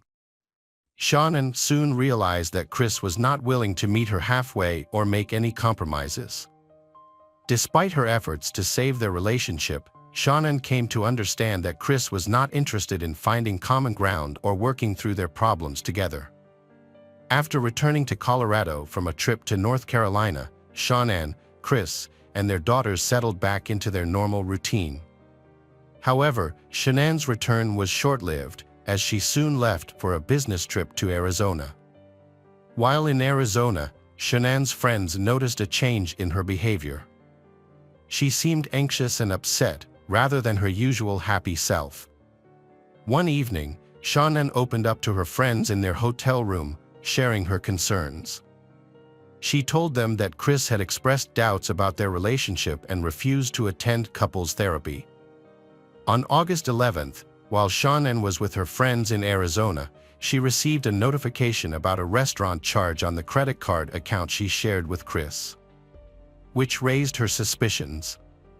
She couldn't shake off the feeling that Chris might be seeing someone else. Around 1:48 a.m., Shannon returned home from her business trip. Shannon's close friend Nicole Atkinson drove her home. Footage from their doorbell camera confirmed that Shannon had indeed entered her house on August 13th. However, as the day progressed, Shannon failed to send her usual good morning messages, alarming her friends. A missed OB/GYN appointment scheduled for 9:30 a.m. did little to quell their concerns. However, when Shannon missed another engagement, a 12:30 p.m. business meeting, Nicole's concerns escalated, realizing something was seriously wrong as Shannon was now uncharacteristically incommunicado for the entire day. Nicole had a nagging feeling that something was wrong and decided to drive to Shannon's house. As she approached the house, her anxiety spiked. Shannon's truck was parked in a garage, which was very unusual. Nicole went to Shannon's house and knocked on the front door, hoping Shannon would answer and explain that she was just tired from her flight the day before. But Shannon didn't respond. Nicole contacted Shannon's husband, Chris, to see if he knew where she was. Chris told her not to worry, thinking that Shannon might have taken their daughter to visit a friend. However, this explanation did not make sense. Shannon didn't have any plans to meet up with her friends, and they were starting to get concerned. They told Chris that they were going to report Shannon and their daughters, Bella and Celeste, missing to the police.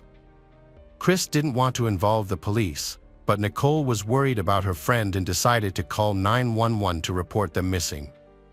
When the police arrived at Shannon and Chris's house, an officer from the Frederick Police Department spoke with Nicole. The officer's body cam footage showed that Nicole was clearly distraught about her missing friend.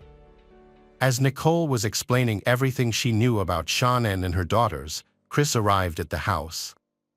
However, unlike Nicole, he didn't seem particularly worried about their disappearance. During the search of the house, the officer found Shannon's purse, which was surprising since she and her daughters were missing. Inside the purse, the officer discovered medication for Shannon and her two daughters, which added to the concern. The discovery of the purse made Nicole even more anxious, but Chris remained calm.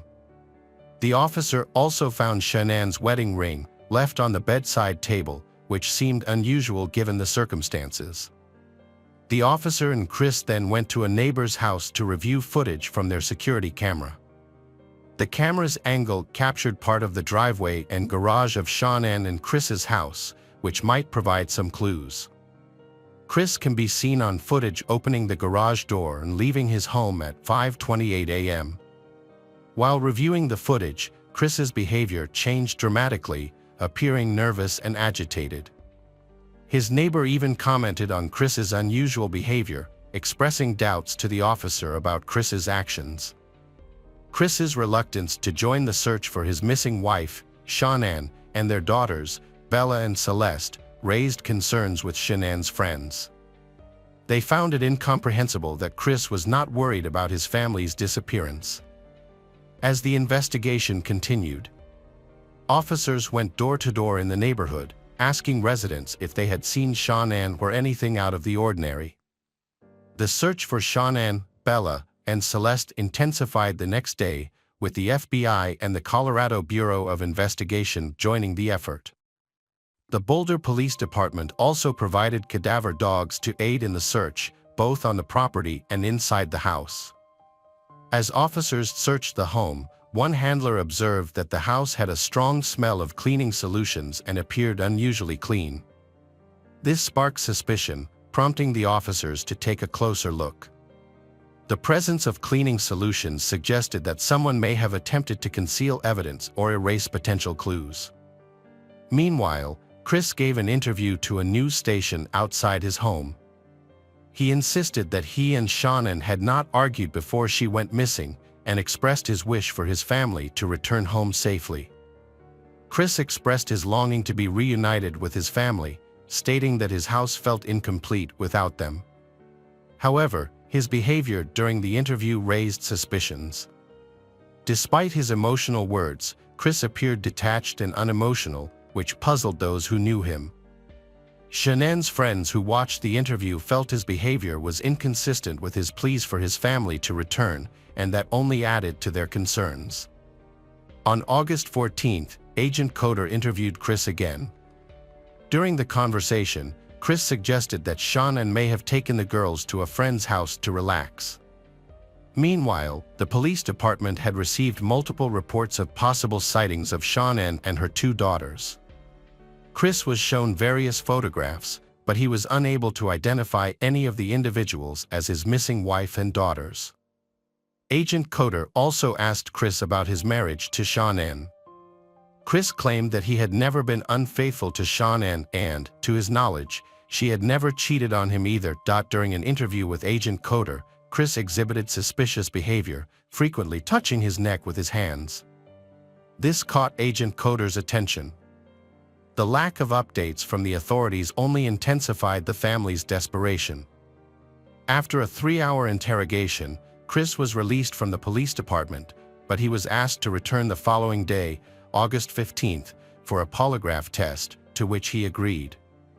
On August 15th, Chris picked up his father from the airport and then drove to the Frederick Police Department, where he was scheduled to take a polygraph test. The test was administered by Tammy Lee, a polygraph expert from the Colorado Bureau of Investigation. During the test, Chris denied any involvement in his wife Shanann's disappearance and claimed he had no knowledge of her whereabouts.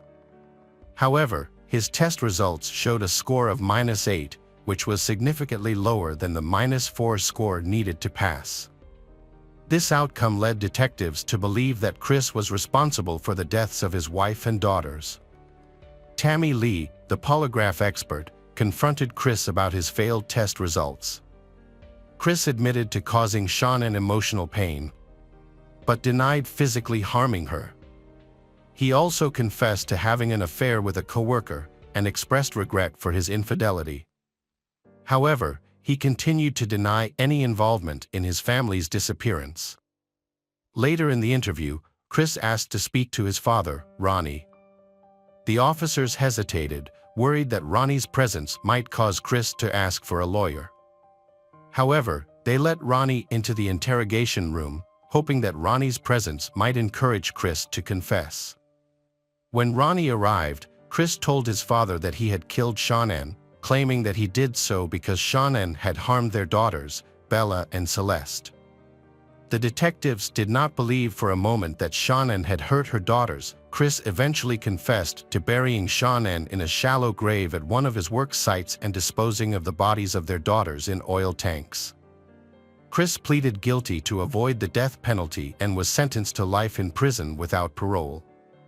At his sentencing hearing, the judge stated that Chris's crimes were the most inhumane and brutal he had ever seen. Hello, crime enthusiasts.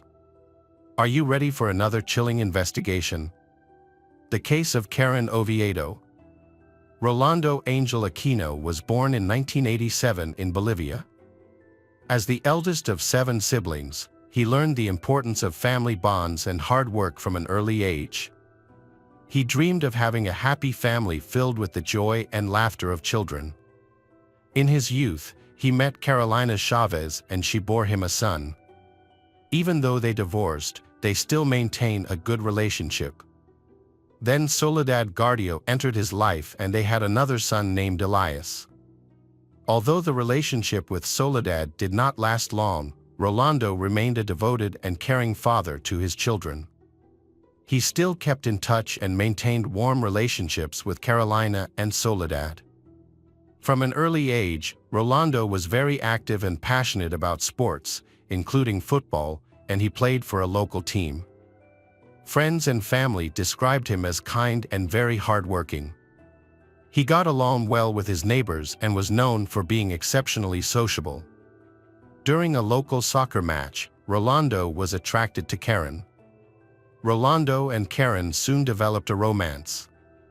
A chance meeting led to true happiness. In 2016, Rolando and Karen lived together and opened a business at home. Karen was born on March 30, 1990, and grew up in Manado. Famous for being extroverted and open-minded, Karen always wanted to have a happy family. Before meeting Rolando, she married Rul, and then she and Rul had 2 beautiful daughters. However, over time, their marriage began to deteriorate. Financial difficulties were the main cause of their arguments, and they soon divorced. Rolando and Karen's lives passed peacefully, but a tragedy occurred. In the summer of 2019, Rolando's son, 9-year-old Elias, came to Rolando's house to visit him in the afternoon. That evening was filled with laughter from Elias, Rolando, and even Karen. However, the next morning, July 12, 2019, Rolando noticed that Elias was not feeling well. Rolando quickly contacted the family of his ex-wife, Soledad, and quickly took his son to the children's hospital. When Elias was transported to the hospital, pediatricians realized that Elias's condition was critical, requiring immediate transfer to the intensive care unit. Despite the efforts of medical staff, Elias died shortly after arriving at the hospital. What was puzzling was that Elias arrived at his father's house in completely normal health. Medical reports revealed that Elias died of third-degree poisoning, leading to multiple organ failure and cerebral thrombosis. This left Rolando and his ex-wife, Soledad, completely devastated. Doctors recommended additional forensic examinations. However, Soledad and Elias's grandmother refused the procedure. Karen then offered to cremate the boy's body, but Soledad instead chose to bury him in a private cemetery. Elias's death left Rolando completely anguished. He was greatly saddened by the sudden passing of his youngest son. Karen, caring and loving, was always by Rolando's side. She arranged everything, supported her boyfriend, and helped him overcome his pain and grief. Over time, with Karen's warmth and care, Rolando's pain began to ease. 16 months later, Rolando proposed to Karen. They got married, and Rolando believed that she would always be with him. However, their happiness was short-lived. Karen's life took a different turn on February 6, 2022, when she returned home from a gym session to find her husband Rolando extremely unwell. The next day, a medical ambulance was seen outside their home. 35-year-old Rolando had collapsed in the living room after vomiting violently. Emergency medical services quickly arrived, and Rolando was taken to Santa Maria Clinic. The medical team's efforts to save Rolando were ultimately unsuccessful. Rolando died on February 9 from severe poisoning. When medical staff began questioning Karen, they learned that Rolando had been taking medication for skin discoloration. However, this information only increased their suspicions. Closer examination of Rolando's body revealed an overdose of calcium oxalate crystals, which were often a sign of ethylene glycol poisoning, commonly used in automotive antifreeze. This mysterious and unexpected death led to an investigation into Rolando's death, and the authorities were determined to get to the bottom of it. The prosecutor's office questioned Rolando and Karen's neighbors, who revealed that Karen had repeatedly given her husband an unknown drug. Although Karen initially claimed it was a cure for Rolando's skin blemishes, neighbors remained suspicious, which led investigators to look into Karen. During the investigation, Karen was thoroughly questioned about the events surrounding her husband's death. Many conflicts arose during her interrogation. When asked about the substance she gave her husband before he died, Karen confirmed that it was a medicine to treat dark spots on her skin that she used through an intravenous infusion. However, she could not provide the potion because the housekeeper had thrown it away. Further investigation led to an interview with the housekeeper, Claudia Cortez, who contradicted Karen's statement about the disposal of the jar. Claudia also said she overheard a conversation between the couple in which Rolando expressed dissatisfaction with the medication he was taking. As a result, Karen was detained by the police and her cell phone was confiscated for further investigation. Rolando's sudden death shocked his family, friends, and teammates. Rolando's ex-wife, Karen's ex-husband, was especially stunned by rumors that Rolando's death might have been an act of intentional poisoning. Further investigation revealed disturbing evidence.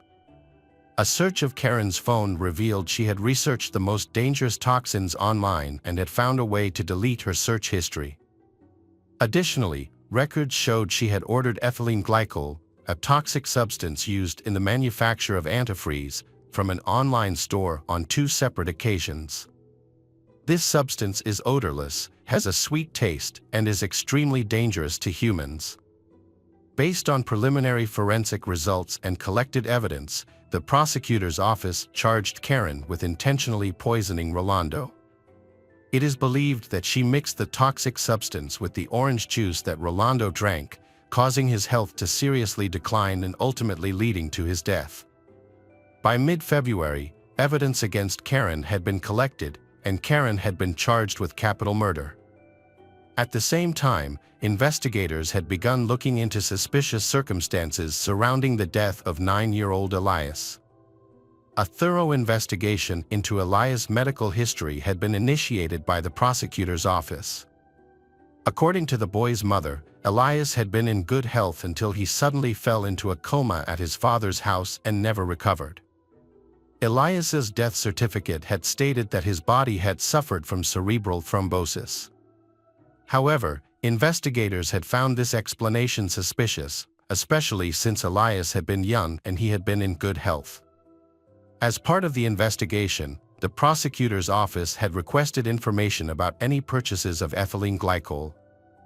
Karen had been found to have purchased the poison on July 2, 2019, just before Elias had arrived at Aquino's residence. Relatives of Elias had also provided valuable information, revealing that Karen had urged the boy's body to be cremated, but his biological mother had instead chosen a traditional burial. These findings had been enough for prosecutor Claudia Rios to file more serious murder charges against Karen, accusing her of poisoning Elias. A judge had then ordered Karen detained pending trial on March 14. After she had tried to appeal the decision, the judge had overruled her, concluding that Karen would have to remain in detention until the trial began. Karen's highly publicized trial had begun on November 28, 2022, at Mendoza Criminal Court, attracting widespread public and media attention. 2 separate indictments had been pending against Karen, one for the murder of Elias, headed by prosecutor Fernando Gudo, and another for the murder of Rolando, headed by Claudia Rios. During the trial, Javier Aquino, Rolando's 15-year-old son, had appeared as the plaintiff, along with his lawyer. Prosecutor Fernando had presented the case, accusing Karen of poisoning Elias and Rolando by mixing ethylene glycol with orange juice, leading to severe poisoning and death.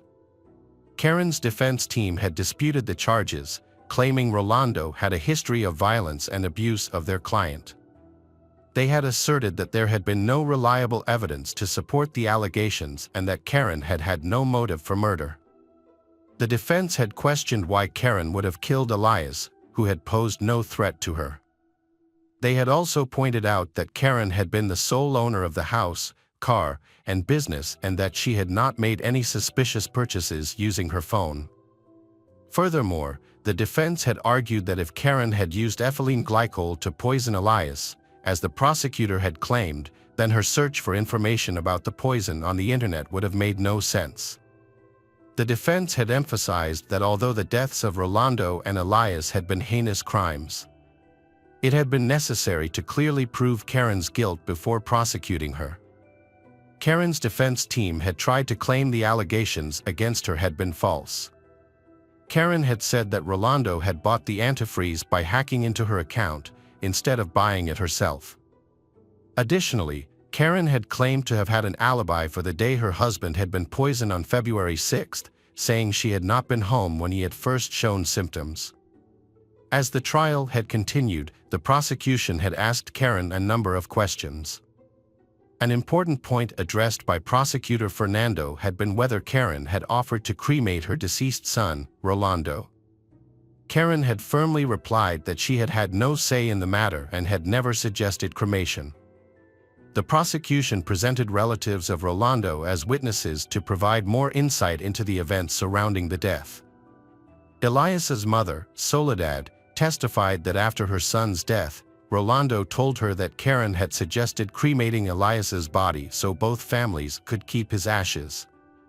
However, Soledad refused this idea. She also shared her memories of meeting Rolando at the cemetery, where he mentioned Karen's jealousy.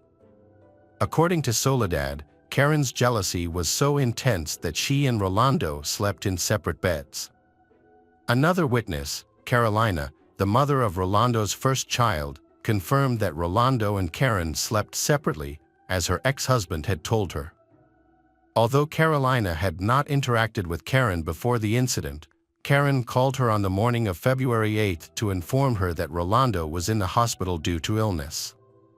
Karen claimed that Rolando had probably taken some medication and was feeling unwell. She also asked Carolina to help her unlock Rolando's cell phone, suspecting that he was having an affair. Carolina was shocked to hear about Rolando's condition, as they had met just a few days prior and he seemed fine. After speaking with Karen, Carolina learned that Rolando had taken medication for skin blemishes, which caused an allergic reaction. The trial continued with doctors and experts presenting crucial forensic evidence and the results of a psychological examination to the jury.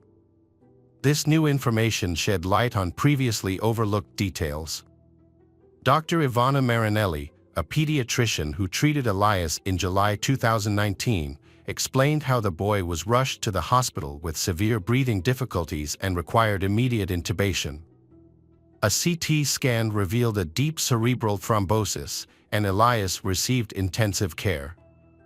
Dr. Ivana confirmed that Elias's symptoms were consistent with ethylene glycol poisoning, including impaired consciousness, restlessness, and a coma accompanied by a blood clotting disorder.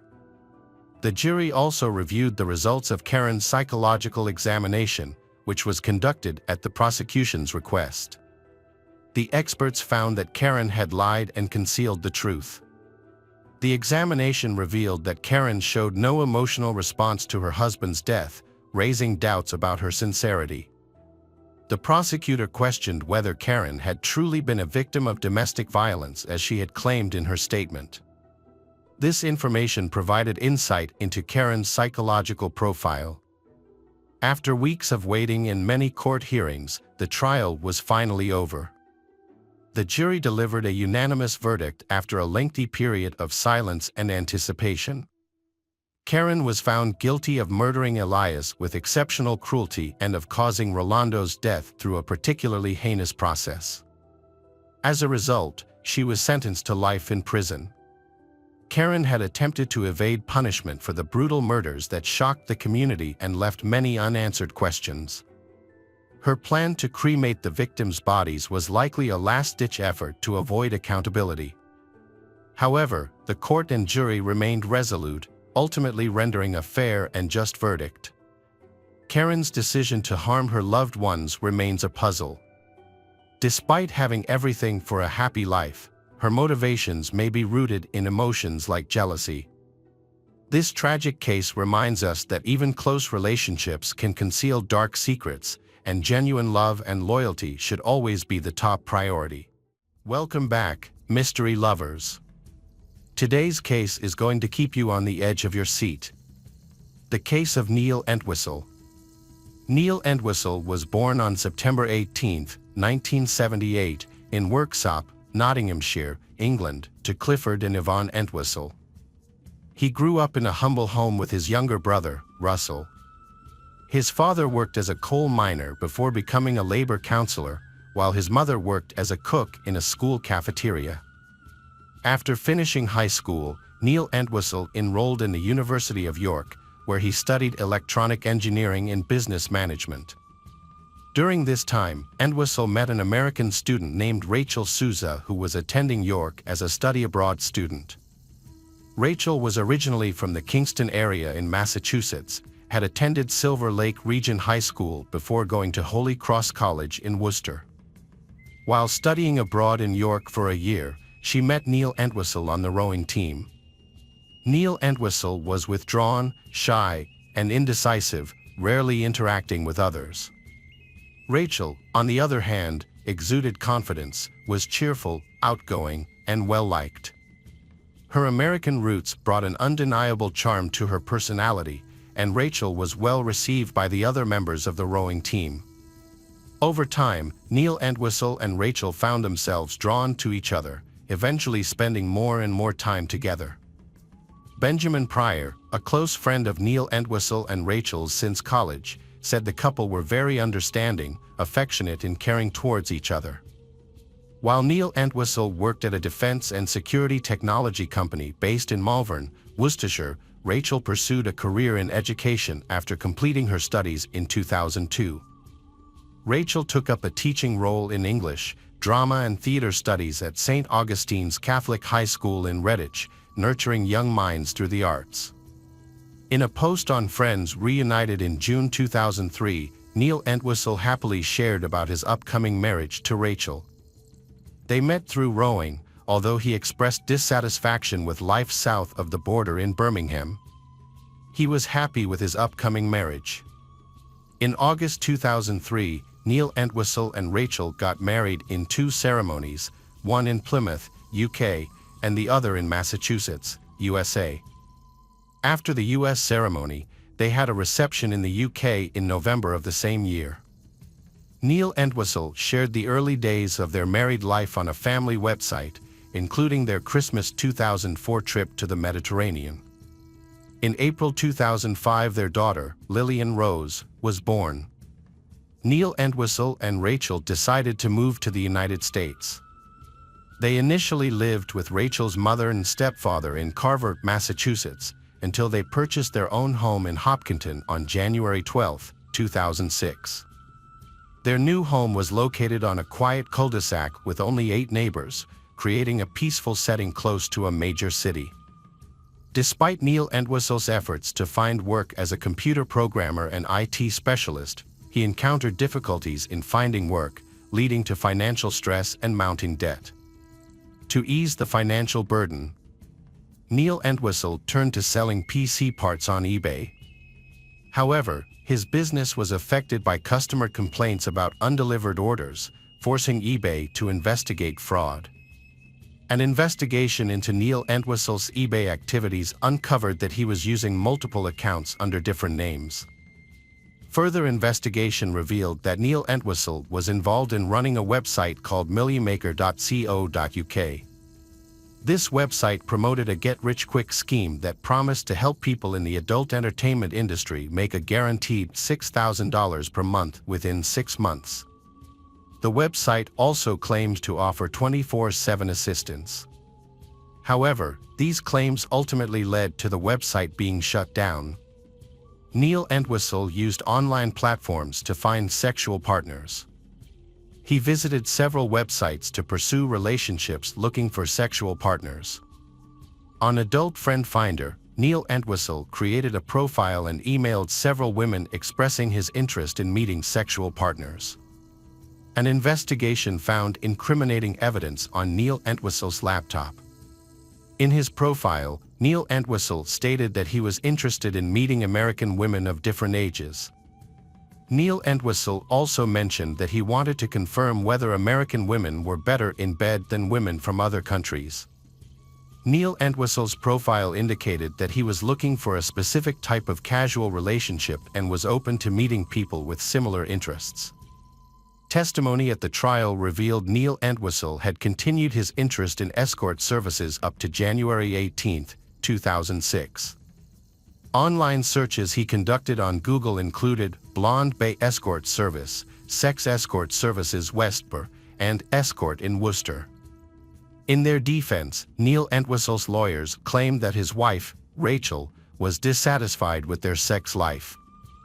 However, when reviewing Neil Entwistle's internet search history, it is revealed that Neil Entwistle had much darker motives than seeking out prostitutes and seeking relationships with other women.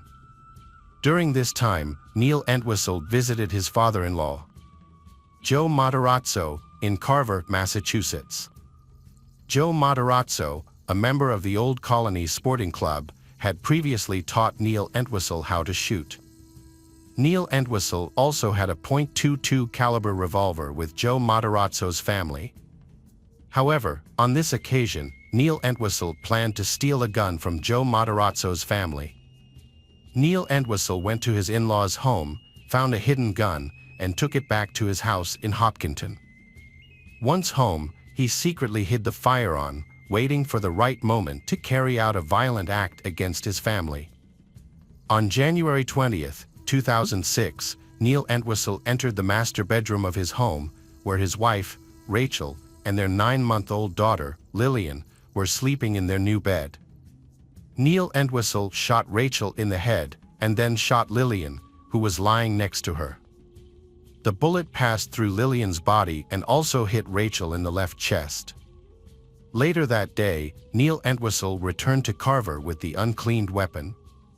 He would later claim that he had gone shopping at Staples on that Friday and discovered his family dead when he got home. After leaving Carver, Neil Entwistle drove to Boston's Logan Airport on the evening of January 20, 2006. At the airport, he made 2 successful ATM withdrawals totaling $800, but 3 additional attempts to withdraw $420 were declined. The next day, January 21, 2006, Neil Entwistle bought a one-way ticket to London without checking any luggage. He boarded a British Airways flight that departed Boston at 8:15 p.m. that evening. Unbeknownst to Neil Entwistle, several neighbors he had invited for dinner, including Joanna Gatley and her sister Maureen, arrived at his home around 7 p.m. to find it locked with the lights on inside. Concerned for Rachel's safety, neighbors attempted to contact her mother, but were unable to reach her. They then called 911 at around 8:30. Police arrived at Neil Entwistle's home to search for clues about the missing family. Upon entering, Sergeant Michael Sutton observed the bedroom, noticing a large unmade bed, but nothing unusual. After completing their search, the police locked the house and left. However, Joanna Gatley and Maureen were still worried and decided to spend the night in the car outside the house, hoping that Rachel's family would return. To cope with the cold weather, they made several trips to the gas station restroom. The following Sunday morning, Joanna Gatley and Maureen gained entry to the house using the garage door code they had obtained from a next-door neighbor the night before. Inside, Joanna Gatley and Maureen discovered dishes and leftover food in the kitchen, indicating that the family had just finished eating. The bathtub was still full of water, indicating that the couple had bathed their infant daughter. They proceeded to the master bedroom, then to Lillian's bathroom, where classical music was playing, and finally checked the living room. Rachel's mother and stepfather then arrived at Rachel's house, and together they searched around the house. After assessing the situation, they decided to report the family missing to the Hopkinton Police Department. The police arrived at Rachel's house. Sergeant Sutton entered the basement and detected a foul odor. He followed the stench into the house to the master bedroom, where he found the bodies of Rachel and her infant child, Lillian. The mother's body was lying on a bed, covered in clothes. Rachel had her arms spread across Lillian's chest, both of them wearing pajamas. Autopsy results showed that Rachel died from a gunshot wound to the head, while Lillian was shot in the torso. DNA evidence was also found on the barrel of the gun and on the butt of the gun, belonging to Neil Entwistle.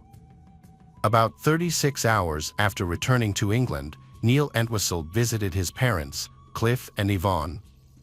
He told them that he had been driving around and had spent the previous night in a hotel.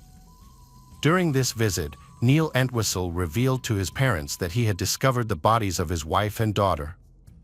On January 23, 2006, Neil Entwistle had a 2-hour telephone conversation with Hopkinton Police, which was recorded.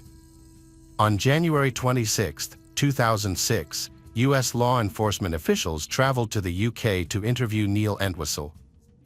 The next day, after consulting with a lawyer at the U.S. Embassy in London, Neil Entwistle chose not to cooperate with the American detectives. Meanwhile, Rachel and her daughter Lillian were buried in Evergreen Cemetery in Kingston, Massachusetts, under the surname Souza, sharing a single grave. With around 500 people attending the funeral to pay their respects. However, Neil Entwistle was absent from the ceremony, and Neil Entwistle's name was not mentioned in the proceedings or inscribed on the headstone. Despite this, Neil Entwistle sent a bouquet of flowers, consisting of an orange rose and a white lily, with a note that read, "My orange roses and lilies forever, signed Sakoko." After returning to the UK, Neil Entwistle resumed his normal life in February 2006. However, the media continued to gather outside his parents' home in Worksop. Neil Entwistle went to Notting Hill for dinner with his old crew from York University, followed by a trip to the cinema. Just a week after the funeral, on February 8, 2006, the Middlesex County District Attorney's Office issued an arrest warrant for Neil Entwistle. The following day, February 9, 2006, Neil Entwistle was arrested by police at Royal Oak Station as he was about to board a train.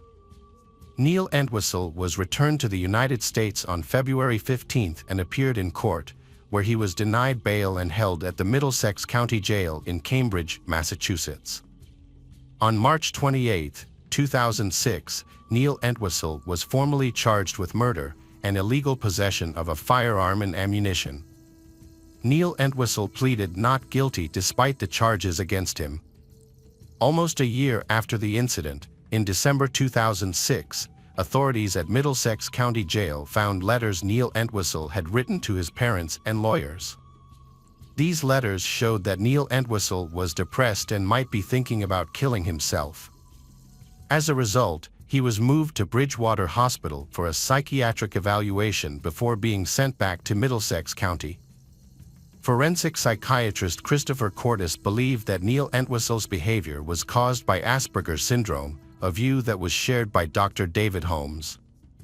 After several delays, the process of choosing jurors for Neil Entwistle's trial at Middlesex Superior Court began in June 2008.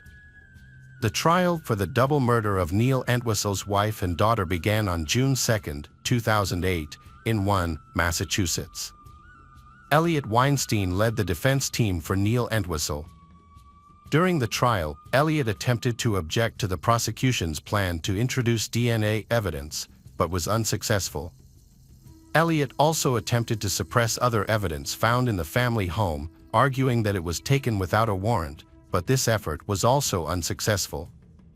Neil Entwistle chose not to call any witnesses or testify during the trial. Notably, Neil Entwistle showed little emotion throughout the proceedings. On June 25, 2008, the jury delivered a guilty verdict, convicting Neil Entwistle of 2 counts of first-degree murder, as well as unlawful possession of a firearm and ammunition. As a result, Neil Entwistle was sentenced to life in prison without the possibility of parole. Despite the severe sentence, Neil Entwistle appeared calm as he left the courtroom. Neil Entwistle was incarcerated at the Souza Baranowski Correctional Center. In August 2008, he became the victim of a hoax when he shaved his head to seek protection from a white supremacist prison gang. However, instead of receiving protection, the gang threatened Neil Entwistle's life. After this incident, Neil Entwistle was placed in protective custody. He was then transferred to the Old Colony Correctional Center, a prison located in Bridgewater, Massachusetts, in December. The tragic death of Rachel and her infant daughter has left a lasting legacy of grief for the family and those who loved them. In the face of this tragic loss, the community has come together to support and comfort the grieving family. Welcome back, detectives. Let's dive into another horrible case. The case of Els van Doren. Els van Doren was a 38-year-old Belgian woman married to Jan de Wilde, a jeweler. Together, they had 2 children, Vincent and Carol. Although he worked in his family's jewelry store, Els van Doren's real passion had been skydiving.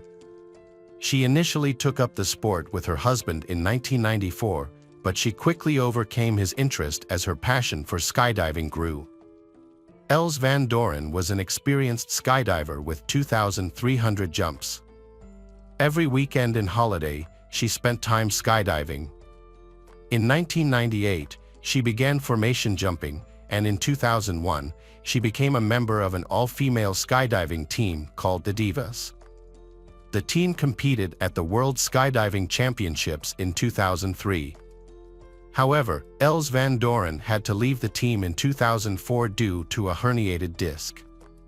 After recovering, Els van Doren decided to skydive more for fun than for competition.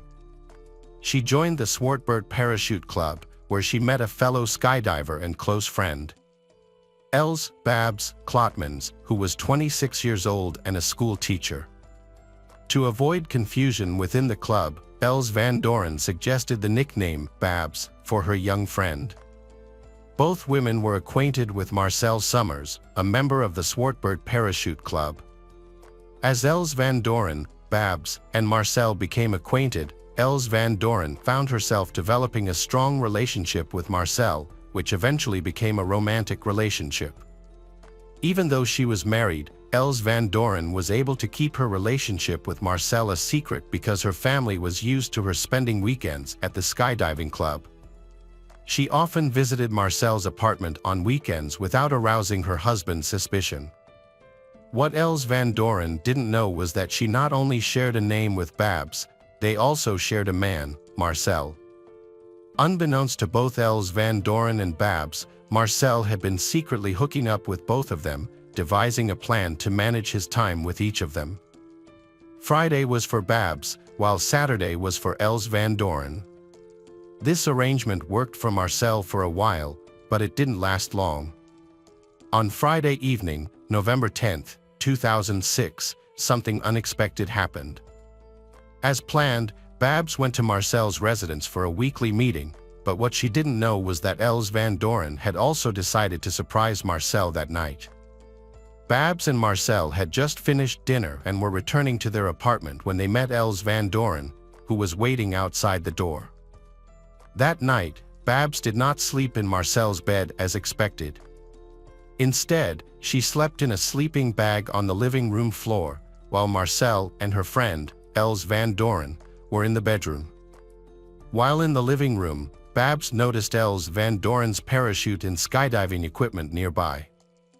Feeling hurt and betrayed by her friend's actions, Babs acted in a way that would ultimately have devastating consequences. On November 18, 2006, 12 members of the skydiving club, including Els van Doren, Babs, and Marcel, boarded a flight over Flanders. Their plan was to jump in a 4-person formation from 13,000 feet with Tom, another skydiver. During the jump, they would hold hands before leaving and opening their parachutes. Els van Doren and Tom jumped out of the plane as scheduled, but Babs seemed to have jumped a little late. As they free fell, Babs struggled to keep up with the group. At an altitude of 9,000 feet, Marcel, Els van Doren, and Tom decided to break formation to safely open their parachutes. That's when they realized something serious was going on. Els van Doren's parachute wouldn't open when she pulled the rope. Remaining calm, Els Van Doren recalled her emergency training and remembered a previous experience where she had successfully deployed her reserve parachute after the main parachute failed. Els Van Doren was plummeting towards the ground at a speed of 200 kilometers per hour, with only 20 seconds to perform an emergency maneuver to ensure a safe landing. Despite her best efforts, pulling the reserve parachute cord had no effect and the parachute could not open. In a state of panic, Els Van Doren continued to pull both the main parachute rope and the backup parachute rope. But nothing happened. Marcel, at an altitude of 800 meters, witnessed Els Van Doren's desperate struggle from afar. He was 300 meters above Els Van Doren, who was only 500 meters above the ground, and he knew something was wrong because her parachute had not opened. However, he was powerless to intervene and could only watch in horror. In a last-ditch effort, Els Van Doren tried to untangle her parachute in hopes of activating it, but it was too late. Her life ended. Meanwhile, in Upavbeek town, a woman was drying laundry in her garden when she heard a loud noise. She looked up and saw a person falling from the sky with a parachute, heading straight for her garden. This sight was not unusual as her house was located near a skydiving club and its landing strip. She suddenly noticed a piece of white cloth stuck to her bush. When she got closer, she saw a person lying in the bushes. She immediately called her husband, who was working in the garden, and they quickly called emergency services. Meanwhile, Marcel had landed safely and was desperately searching for Els Van Doren.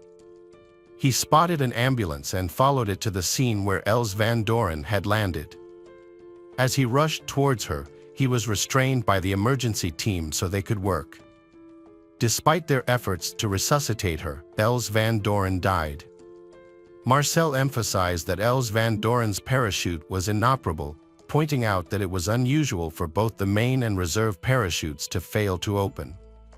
He then contacted Els Van Doren's husband, Jan, to tell him the news. Jan rushed to his wife's side, while Tom and Babs returned to the skydiving club to break the tragic news to the other members. The news was heartbreaking. Babs was overcome with grief, falling to her knees and crying in pain. Els Van Doren's husband, Jan, went to the skydiving club to pick up her belongings. When he arrived, he met Babs, who offered to help him. However, Jan found it strange that Babs seemed to stand still with a strange grin on her face. She walked towards the dressing room with Jan following, but then suddenly locked the door, leaving Jan outside. After a long wait, Babs finally walked out carrying Els Van Doren's belongings. At the scene of the accident, police found Els Van Doren's parachute and helmet. The helmet had a camera that recorded her final jump. An autopsy was performed to see if Els Van Doren's death was caused by any internal cause. Results showed no signs of alcohol or drugs, leading investigators to conclude that her death was a murder or suicide. This conclusion was based on the severe fractures and internal bleeding caused by the fall. Els Van Doren's family suspected that she might have been murdered by someone in her own skydiving club, someone who knew how parachutes worked. As a result, club members were asked not to attend her funeral, but some of Els Van Doren's close friends chose to ignore this request. The family's suffering became even greater when police revealed that Els Van Doren had a secret affair with Marcel Summers that lasted more than 5 years. Jan was especially hurt when he learned that some of his club members knew about the affair, people he considered friends, but they all had kept quiet. What was even more painful was that Els Van Doren had told her clubmates that she had divorced her husband, which was not true. Els Van Doren had passed away just one day before her child Carol's 15th birthday. At the funeral, Carol gave a heartfelt speech, recalling how her family had prevented her mother from skydiving. They had longed for her to be with them, but Carol also admitted that her mother had been a unique person who wouldn't have been happy if she had given up what she loved. After the funeral, police began investigating the incident with Els Van Doren's reserve parachute. They sent a skydiving expert to check the parachute and look for abnormalities. Experts quickly discovered a critical problem: the pilot chute, a small auxiliary parachute that helped deploy the main or reserve parachute, was missing. Obviously, someone had deliberately removed it. Experts also discovered that the main parachute activation cord and one of the cords connecting to the emergency parachute had been cut. During the final review of body cam footage of Els van Doren's fatal skydiving accident, an unidentified piece of red fabric was seen in front of her. Investigators were unable to identify the object as part of Els van Doren's equipment. They therefore asked Oplab residents to thoroughly search their garden and surrounding area for the piece of red cloth and warned them to handle it carefully if found, as it could be potential evidence containing the DNA of the person responsible for sabotaging Els van Doren's parachute. Unfortunately, no one was able to find the piece of fabric.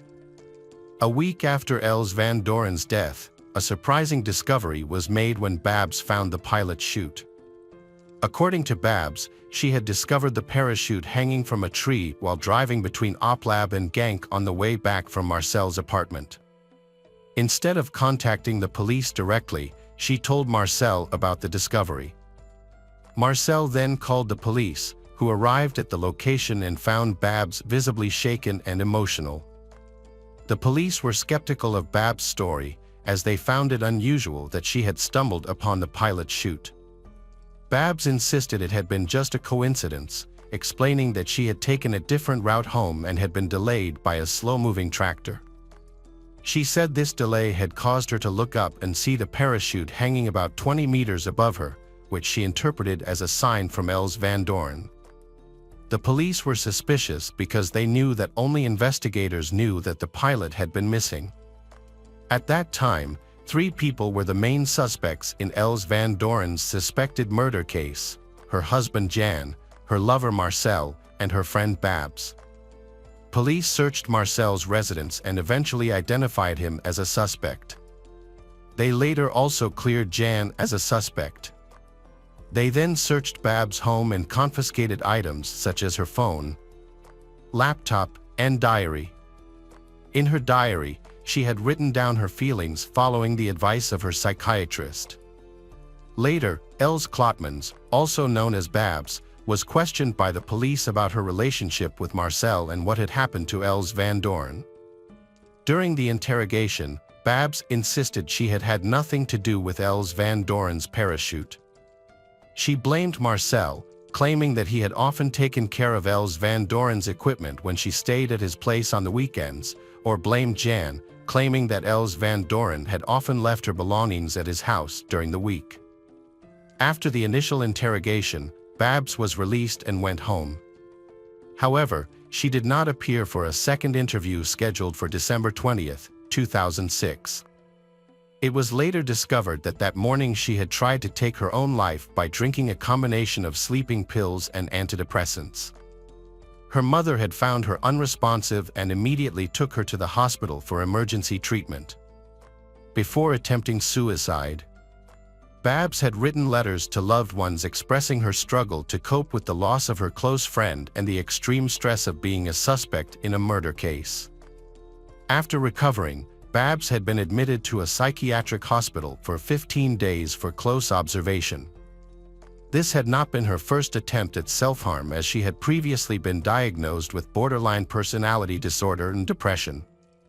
Marcel ended their relationship, believing her actions had been more a call for attention than an actual attempt to commit suicide. He thought she had taken the pill just before her mother had been due to return home, suggesting her main goal had been to divert attention from suspicion of involvement in the murder of Els van Doren. Marcel thought the police had been trying to track down Babs and arrest her based on her lies.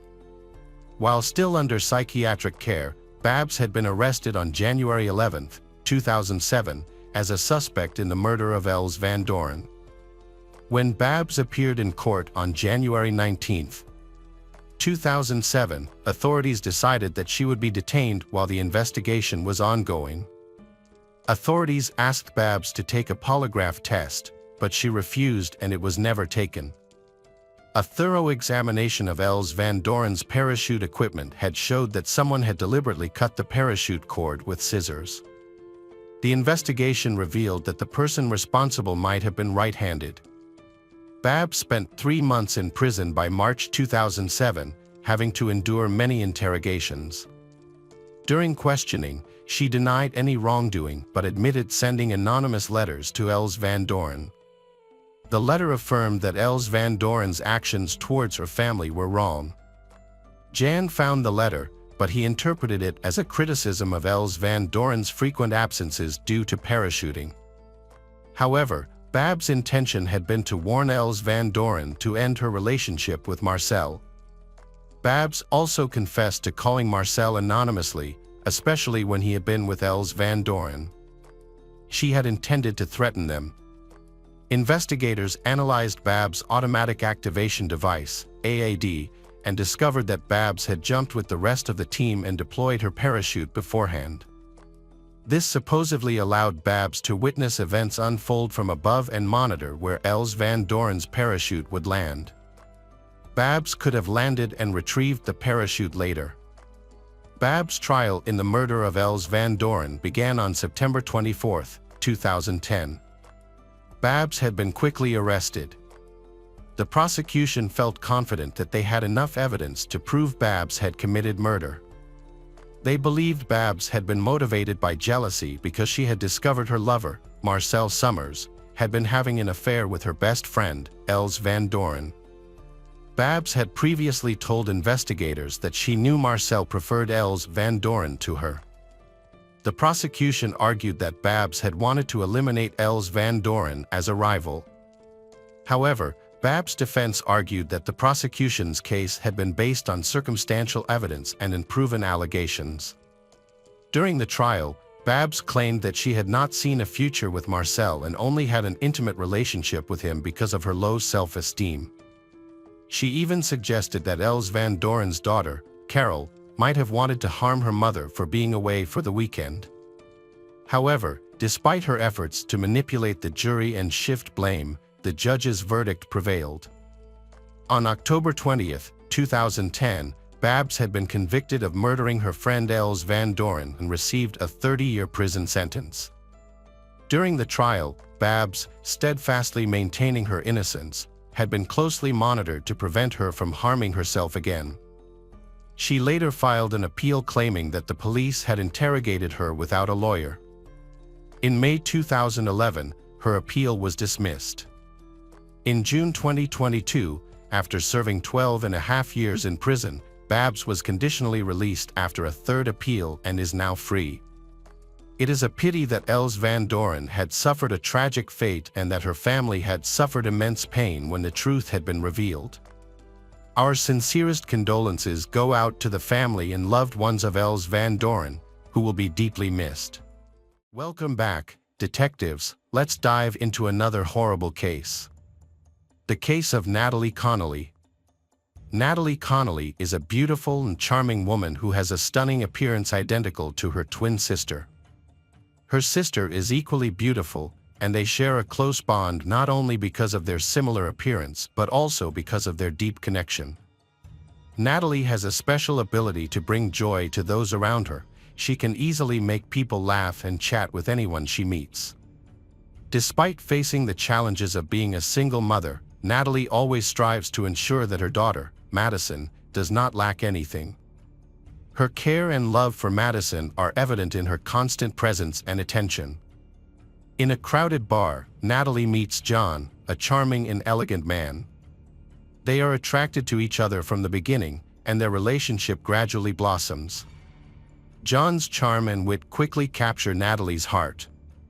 They exchange contact information and begin to delve deeper into their relationship.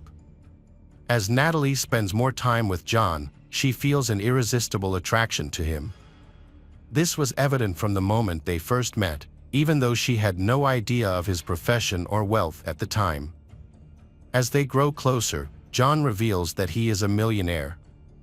His wealth is displayed through lavish gifts and fancy dinners at top restaurants. Natalie is fascinated by John's gentlemanly and elegant style, as well as his lavish mansion. However, behind John's charming exterior, there is much more mystery. His life is far more complicated than he lets on. While engaged to a pregnant partner and expecting a second child, John hides the existence of 3 other children.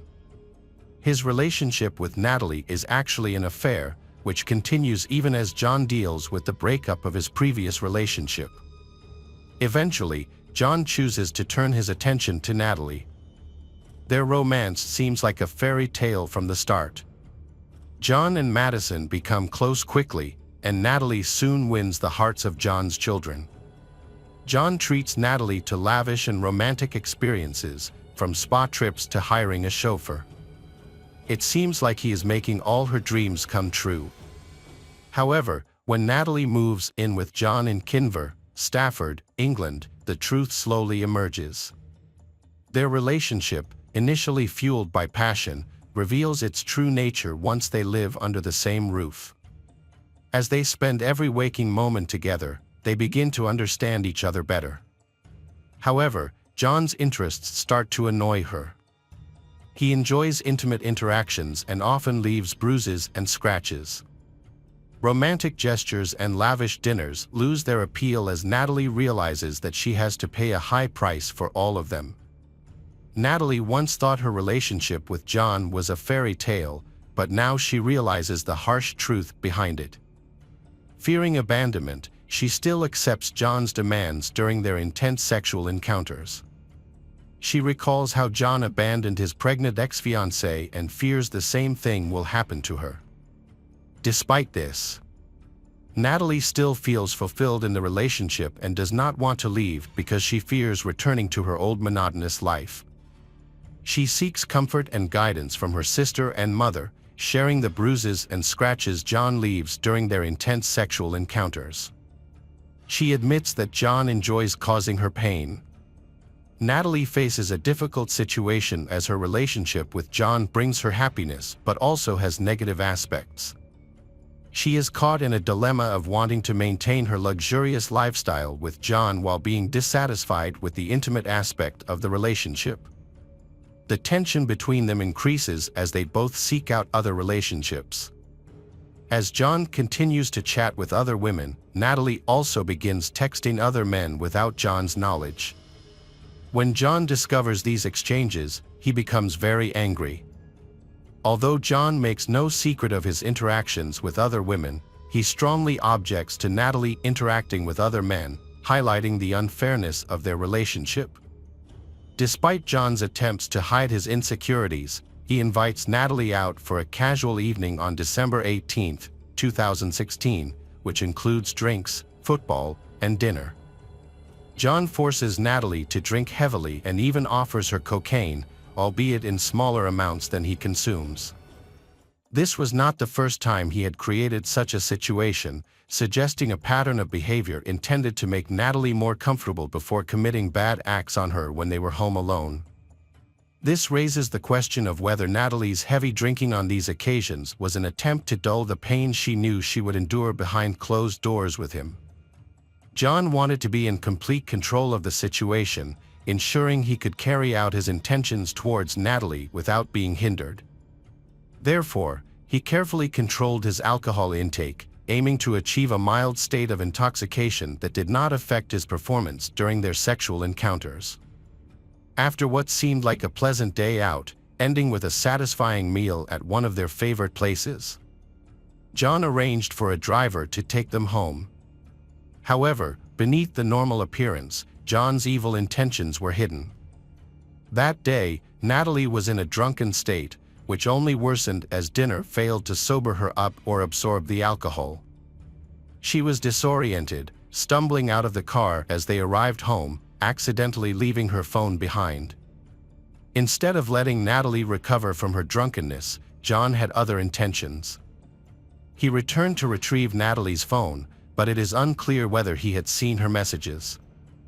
Natalie became the victim of John's cruel actions as he attempted to inflict maximum harm on her. He attacked her in various ways, including punching, kicking, stomping, and the disgusting act of throwing bleach at her face and genitals. To add to her pain, John used a bottle of carpet cleaner, using its nozzle as a weapon. After the attack, he left Natalie naked and bloody at the bottom of the stairs, her dress pulled up around her waist, leaving her to suffer from her injuries. Natalie lay motionless in a pool of blood when John left the bed. A few hours later, when he awoke, he discovered that Natalie had died from the severe injuries she had sustained, totaling 40. John's subsequent actions, including his nonchalant call to emergency services, revealed his twisted mentality. He showed no emotion or remorse when he informed the paramedics of his futile attempts at CPR and referred to Natalie's unresponsive state with indifference. As the paramedics loaded Natalie's body into the ambulance, John remained silent and emotionless, observing the tragic consequences of his actions. After Natalie was pronounced dead, John was arrested. To justify his cruel actions, John made the excuse that the rough sex had gone too far and claimed his innocence. He alleged that Natalie had consented to the rough actions, claiming that she had initiated them and that she had been the one who desired all these brutal actions.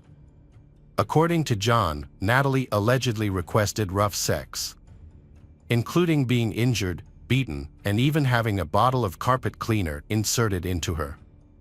John claimed that, despite bleeding and in pain, Natalie allegedly reassured him that she was safe and wanted to continue.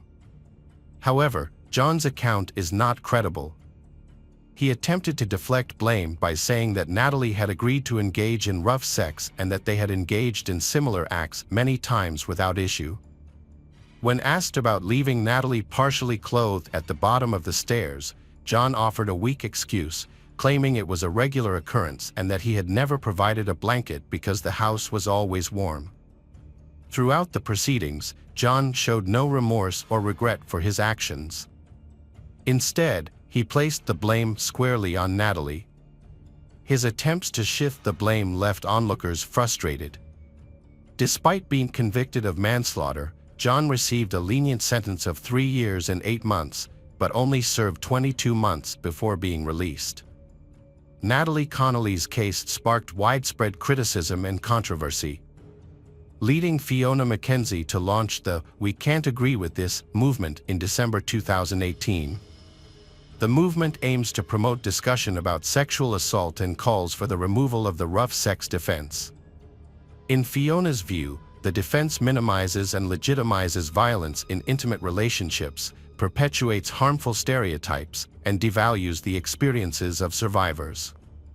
However, in interviews, Fiona has been surprised that some people, despite disagreeing with the court's decision, have accepted it. The reason for this acceptance is that they believe the incident was isolated, not a systemic problem. However, this way of thinking often leads to victim blaming, with survivors being held responsible for the risks that may have resulted from their behavior. Such attitudes highlight the need for continued advocacy and education to challenge harmful beliefs and support survivors of sexual violence. The Domestic Violence Bill was passed by Parliament on July 6, 2020, and following royal assent on April 29, 2021, it became law and is known as the Domestic Violence Act 2021. This marks a significant step forward in combating domestic violence and preventing perpetrators from using harmful excuses to justify their actions. Natalie's loss has left a deep void in the lives of her family and friends. They are still grappling with the pain of her loss. However, their unwavering love and support for Natalie is a testament to her strong and resilient spirit. The community has come together to raise awareness of domestic violence and support survivors on their journeys to healing and recovery. Their solidarity and compassion are an inspiration and hope to those struggling. Although Natalie Connolly's life was tragically cut short, her memory will live on in the hearts of those who knew and loved her. Her story will hopefully inspire us to come together to fight domestic violence and support those in need. Hello friends, welcome to our channel. Today we're going to take a look at another horrible case with you. The case of Lynette White. Lynette White was a beautiful young woman from Cardiff, Wales. Due to difficult circumstances, she had to support herself through prostitution since she was 14 years old. Although this was not Lynette's childhood dream, it was the path she was forced to choose. Before her murder, Lynette had given an interview to BBC Wales journalist Tim Rogers, who was investigating child prostitution. In this conversation, Lynette shared how she had been abused, taken to Bristol, and forced into prostitution. Although Lynette managed to return to Cardiff, she was still unable to escape this dangerous life. By 1988, when Lynette was 20 years old, she had become a well-known prostitute on the streets of Cardiff. With her beautiful appearance and high regard among her friends, Lynette was one of the top prostitutes in the city. She went to work every day, earning around £100 a night. People often thought that Lynette White was trying her best to make a better life, but the reality was quite different. She worked hard just to pay for her boyfriend Stephen Miller's cocaine addiction. Every day, Stephen took large amounts of money from Lynette, who was his only source of income. Lynette and Stephen lived together in a flat on Dorset Street, Cardiff. Every day, Stephen drove Lynette to work in Riverside, Cardiff, and then went to the North Star Club in the evening to collect her earnings. Lynette's life took a new turn when Leanne, a friend of Lynette's, lent her the keys to a flat. The purpose of this was for Lynette to take clients there for sex. On the evening of February 14, 1988, Leanne went to the flat as she presumably wanted to use it. However, when she got there, Leanne found the door locked, which was quite unusual. Leanne became very concerned about Lynette and went to Butetown Police Station to report her missing. The police went with Leanne to her James Street flat. They entered the flat and found Lynette lying in a pool of her own blood. She had died from severe injuries. A post-mortem examination by forensic pathologist Bernard Knight revealed that Lynette had been stabbed more than 50 times in various parts of her body, including her chest, face, abdomen, wrists, arms, hands, and thighs. In particular, her throat had been brutally slashed from ear to ear. Although Lynette had been stabbed multiple times, her cause of death was the injury to her throat. The medical examiner determined that Lynette was murdered on February 14, between 1:45 a.m. and 4 a.m. Lynette's body was found between the foot of her bed and the window, covered in blood. An autopsy revealed that semen containing no sperm was found in Lynette's vagina and on her underwear. Additionally, 2 different blood types were found on Lynette, including her own blood and blood type AB, which was not Lynette's. After news of Lynette's death spread, police began to investigate the case further. Several witnesses reported seeing a distressed man in the area near where Lynette's body was found on James Street. The man looked suspicious and appeared to have blood on his hands. The suspicious man was described as a white man, about 5 feet 10 inches tall and in his mid-30s. Police focused their search on him and eventually arrested a man matching the description. However, he was released after providing an alibi. Police also investigated Stephen, Lynette's boyfriend, as the victim's partner is often the first suspect. Stephen was questioned but was later released because his blood type did not match the blood type found on Lynette. In addition, the police also investigated Francine Cordell and his mother because Lynette was scheduled to testify against Francine in court in an unrelated case. However, both were also ruled out as suspects because their blood did not match the AB blood type found on Lynette. With no leads, the police had to rely on statements collected from the house-to-house investigation. In particular, 2 people gave suspicious statements. They were Mark Gromick, who lived in the apartment above where Lynette was murdered, and his friend, Paul Atkins. In their testimonies, Mark and Paul gave 4 completely different statements. Therefore, the investigators did not take these statements seriously. The police collected more statements related to Lynette's murder. Ronnie Williams, a police informant, gave statements implicating his brother-in-law, Yusef Abdullahi. However, The strained relationship between Ronnie and Youssef led the police to doubt and dismiss this account. Leanne Vilde, who reported Lynette missing on the day of her death, was also a suspect. After intense questioning, she gave a drunken statement naming Stephen and Youssef as the killers. Another eyewitness, Violet Piriam, a secretary at the Cardiff Yacht Club, shed light on the case. 8 months into the investigation, she recalled a crucial detail. On February 14th, while driving home from the club at around 1:30 a.m., she saw 4 excited black men outside the building where Lynette was killed. 2 of them, in particular, she identified as John Actie and Rashid Omar. Piriam's testimony opened a new line of inquiry into the case. Angela Sila, who has a mild intellectual disability, gave a crucial testimony. She said she saw Stephen, John, Rashid, Ronnie Actie, John's cousin Tony Paris, and Tony Brace outside 7 James Street on the day Lynette was murdered. This testimony was important because it matched Violet's testimony and further implicated Youssef, John Stephen, and others. On the same day, Mark and Paul also provided new testimony. They said they saw a group of men, including Ronnie and Youssef.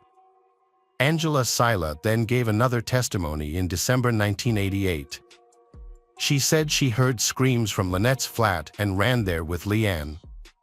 Leanne gave a similar testimony on the same day, saying she went to the flat after hearing Lynette's screams and met Stephen, Youssef, Ronnie Actie, Stephen's brother, and an unnamed mixed-race man. However, Angela Sila later got into trouble. She had type AB blood, and police found her blood on Lynette's socks. Sila later gave a new confession, admitting that she was part of the murder, along with Leanne and others. Leanne also admitted that she was forced to cut Lynette's wrists to ensure her complicity and silence. With no way out, Stephen confessed to killing Lynette after 307 denials. He also named other men involved, leading to the arrest of all those accused of the murder. Specifically, the police arrested Stephen Miller, Tony Stephen, Youssef Abdullahi, Ronnie Actie, Rashid Omar, and Martin Tucker on December 7, 1988. 2 days later, John Actie and Tony Paris were also arrested. After nearly a year in custody, their trial began on October 5, 1989 at Swansea Crown Court. It was the longest murder trial in British legal history, lasting 197 days. After 2 years in custody, Ronnie Actie and John Actie were acquitted of murder. Meanwhile, Tony Paris, Stephen Miller, and Youssef Abdullahi were convicted. Each was sentenced to life imprisonment and was known as the Cardiff Three. However, there was no forensic evidence linking the men to the crime scene, which created many doubts and questions about the verdict. Friends and family of the Cardiff Three began a campaign to overturn the verdict. The campaign received widespread support and was followed up by television documentaries in 1992. The Cardiff Three's appeal was finally accepted in December 1992. After hearing Stephen's interrogation, Judge Taylor decided that the police had been abusive in their questioning of Stephen. Therefore, the veracity of Stephen's testimony was no longer important. In the end, the Cardiff Three were acquitted. Their conviction was deemed unsafe and insufficiently supported.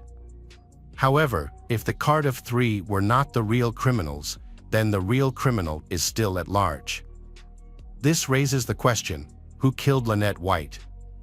8 years later, the case was reopened. This time, Professor Dave Barkley and Police Chief Kevin O'Neill were assigned to investigate. The case led the police back to the crime scene, where the incident had occurred 12 years earlier. While reviewing old photos of the crime scene, Professor Barkley discovered a crucial detail that no one else had seen all these years: a large drop of blood that might have been splattered from a knife onto the wallpaper. When the crime occurred in 1988, the police had collected several pieces of wallpaper from the apartment as evidence. Upon searching through the old evidence, they discovered that the only missing piece of wallpaper was the one containing the large drop of blood.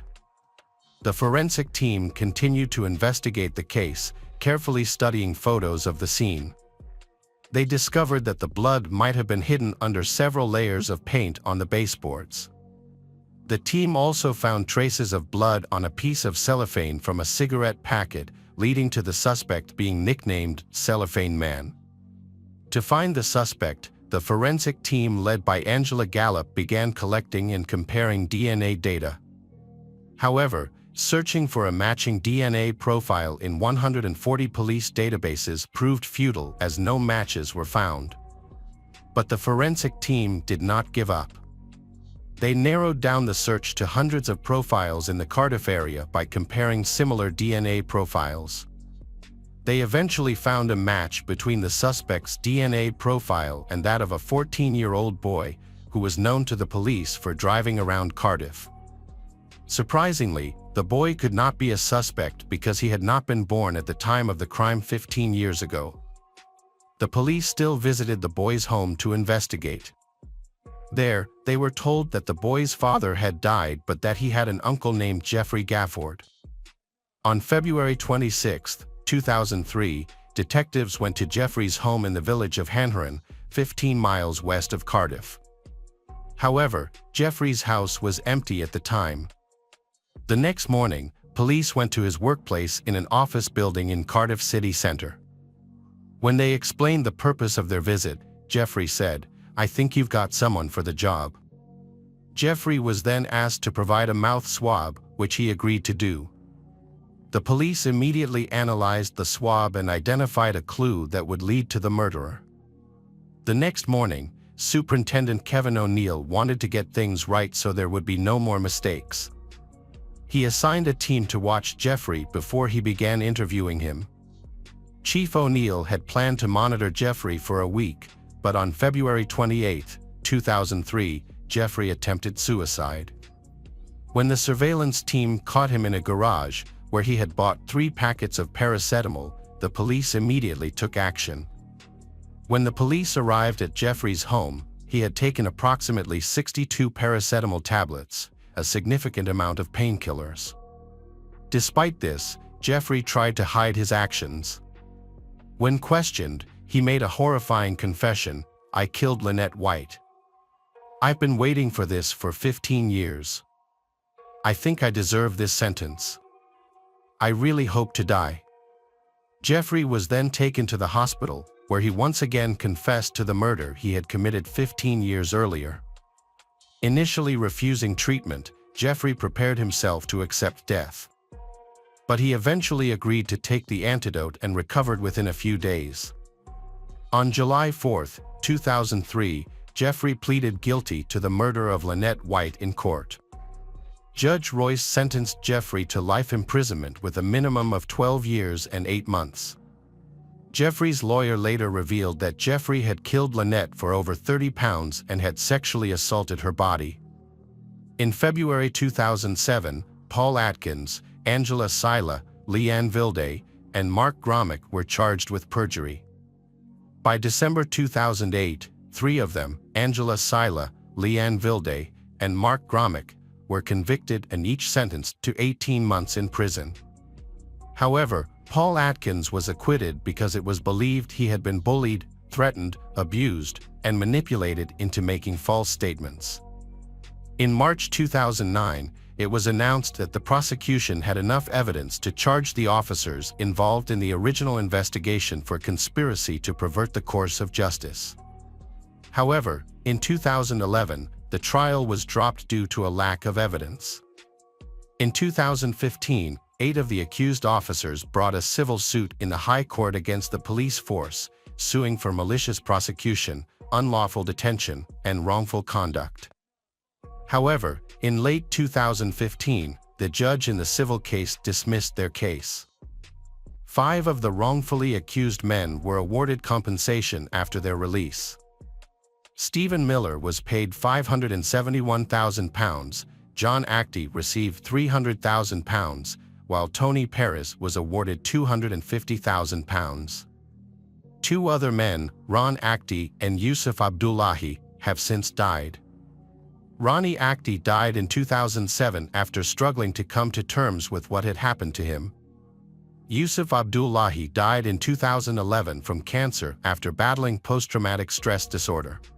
Hello friends, welcome to our channel. Today we're going to take a look at another horrible case with you. The case of Juan Carlos Garcia.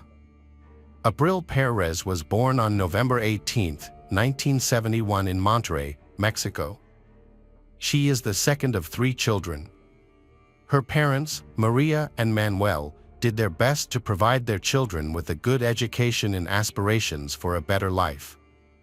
Together with her brother Javier and sister Ana, Abril's family lived a simple but hopeful life.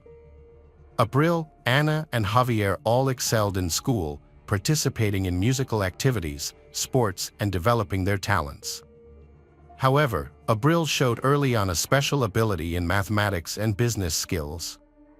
She was an avid reader and was always the best student in her class. As a teenager, Abril started working to become financially independent, saving and always having savings from her school days. She was very disciplined, able to plan and manage her time effectively. Her goal was to get a quality college education to secure a well-paying job with plenty of career advancement opportunities.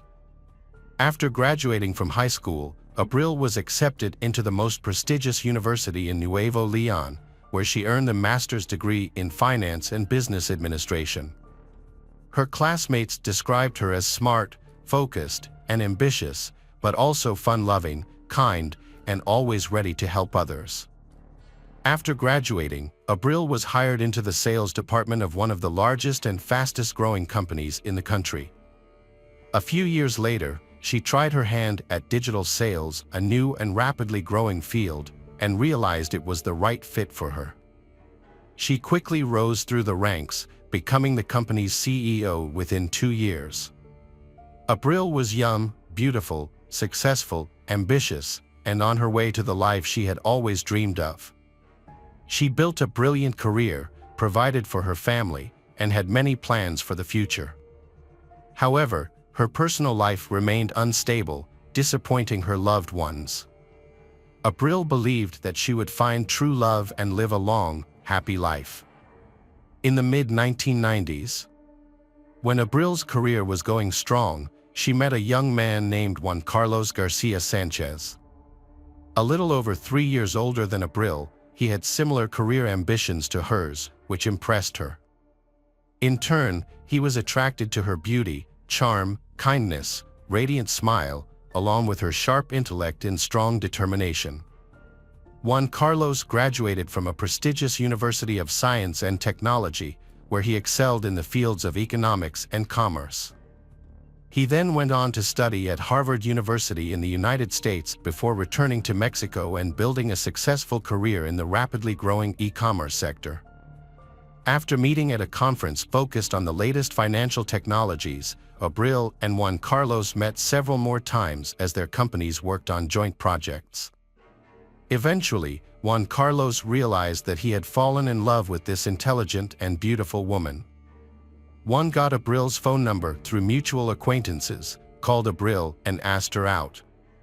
Initially, they were both attracted to each other. Abril found Juan intelligent and energetic, able to chat about any topic.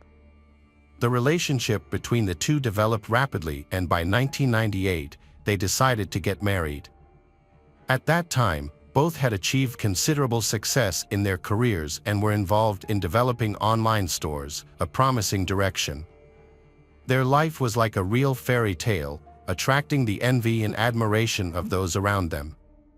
After 3 years of marriage, they welcomed their first child, a daughter named Ana Cecilia, in 2001. At that time, Abril was 30 years old and she was extremely happy because the birth of the child marked a new chapter in their lives. Her husband also seemed happy and loved their newborn daughter. 2 years later, Abril gave birth to a son named Juan Carlos Jr. And 2 years later, the family welcomed a third child, a boy named Julio Andreas. Abril is a hardworking, active young mother who hardly takes any maternity leave. She still maintains a balance between her motherly responsibilities and her thriving career. Every day, Abril cooks delicious meals, helps her children with their homework, takes them to sports and tries to be a good friend to them. Their family appears to be perfect. They are wealthy, successful, and have 3 well-behaved children. However, appearances do not always reflect reality. The problems within their family were not known for a long time, even to those closest to them. In fact, one showed his true colors in the early years of their marriage. He was hot-tempered, aggressive, and very demanding. He did not like to compromise and wanted everything exactly his way. At first, Abril thought that over time, his personality would soften. However, Juan Carlos's true personality was still there. But they still had joint projects, and their teamwork brought impressive results. However, over time, he became more angry, and the verbal arguments gradually escalated into physical violence. After the birth of their first daughter, Juan had a period of calm, trying to restrain his emotions. But this restraint did not last. Unfortunately, after the birth of his eldest son and continuing after the birth of his 3rd child, he no longer tried to be a good father or husband. Juan Carlos often vented his anger and negative emotions on his wife, not keeping any negative emotions to himself. He insulted and belittled his wife, who was the mother of their children, and it seemed that she had to endure this suffering. He often physically abused his wife, but in order not to leave any marks on her body, he forced her to hide her injuries with clothes or makeup. All these actions were done to protect his perfect reputation and pride in being considered a good man. Abril kept silent for many years, trying not to tell her sister and mother about her terrible life. She could support herself with a well-paid job and could raise her children, giving them a good and stable life, but her husband was a rich and influential man. He could use his power and money to gain custody of the children through the courts, forcing her to stay silent and endure this abuse for a long time. Knowing the true nature of Juan Carlos, Perez could not accept that her daughter and son were left alone with someone who could do anything without control. The family situation reached a dead end by the beginning of 2010. Those who had thought this was an ideal family began to suspect that something serious was going on inside. Abril became desperate, terribly thin, suffered from insomnia, and often had bruises on his face and body that became difficult to hide and impossible to explain. Juan Carlos remained calm and confident, pretending that everything was fine in public. He continued to portray the role of a loving and caring husband, polite and affectionate to his wife, but the reality was completely different when he was at home. He became a cruel person, making it dangerous to be around him. Although Abril's loved ones asked for a divorce, Abril insisted that everything was fine and that she would resolve the issue with her husband herself. 2014 marked the peak of Sanchez's career when he became the director of a large trading company and one of the most influential people in the field. After his promotion, his family moved to Mexico City and settled in a large house in one of the capital's most beautiful neighborhoods. Their children attended a prestigious private school. Abril hoped that the move and the complete change of scenery would improve their relationship. However, the opposite happened. Juan continued to hurt and insult his wife, even in front of their children. He began to accuse her of infidelity without any basis. Whenever she tried to defend herself, he resorted to violence, claiming to find evidence of her infidelity. He monitored her phone and emails, and banned her from using social media. After that, finding no evidence, he even hired a private investigator to follow Abril and take pictures of any man who came near her. Over the next 4 years, Abril tried everything to save her marriage, although her husband's behavior became completely unbearable. She lived in a never-ending nightmare. On the surface it seemed like a happy and successful marriage. Many people were even jealous of Abril because she had a famous, influential, wealthy and, as many thought, caring husband. In 2018, the Sanchez family visited the Perez family in Monterrey to celebrate Christmas. However, Juan Carlos continued to treat his wife roughly, even in front of her parents. The incident left them extremely shocked and appalled. After witnessing this, Abril realized that she could not continue living like this and decided to divorce. She informed Juan of her intention, but he reacted with rage, choking her to the point that she almost fainted. The incident only stopped and Abril's mother entered the room and intervened. Upon returning to Mexico City, Abril decided to divorce and moved to another bedroom in the house. However, this did not protect her from her husband's violence. On the morning of January 4th, her husband entered the bedroom and attacked her with a baseball bat. Abril was lucky to escape death by slipping out of bed. She screamed, and their children ran into the room. The youngest son protected his mother while the eldest son took the baseball bat from his father. Together, they ran out of the house and to the hospital where Abril received the medical attention she needed. Doctors diagnosed Abril with a severe concussion and a deep wound above her eyebrow, which required stitches.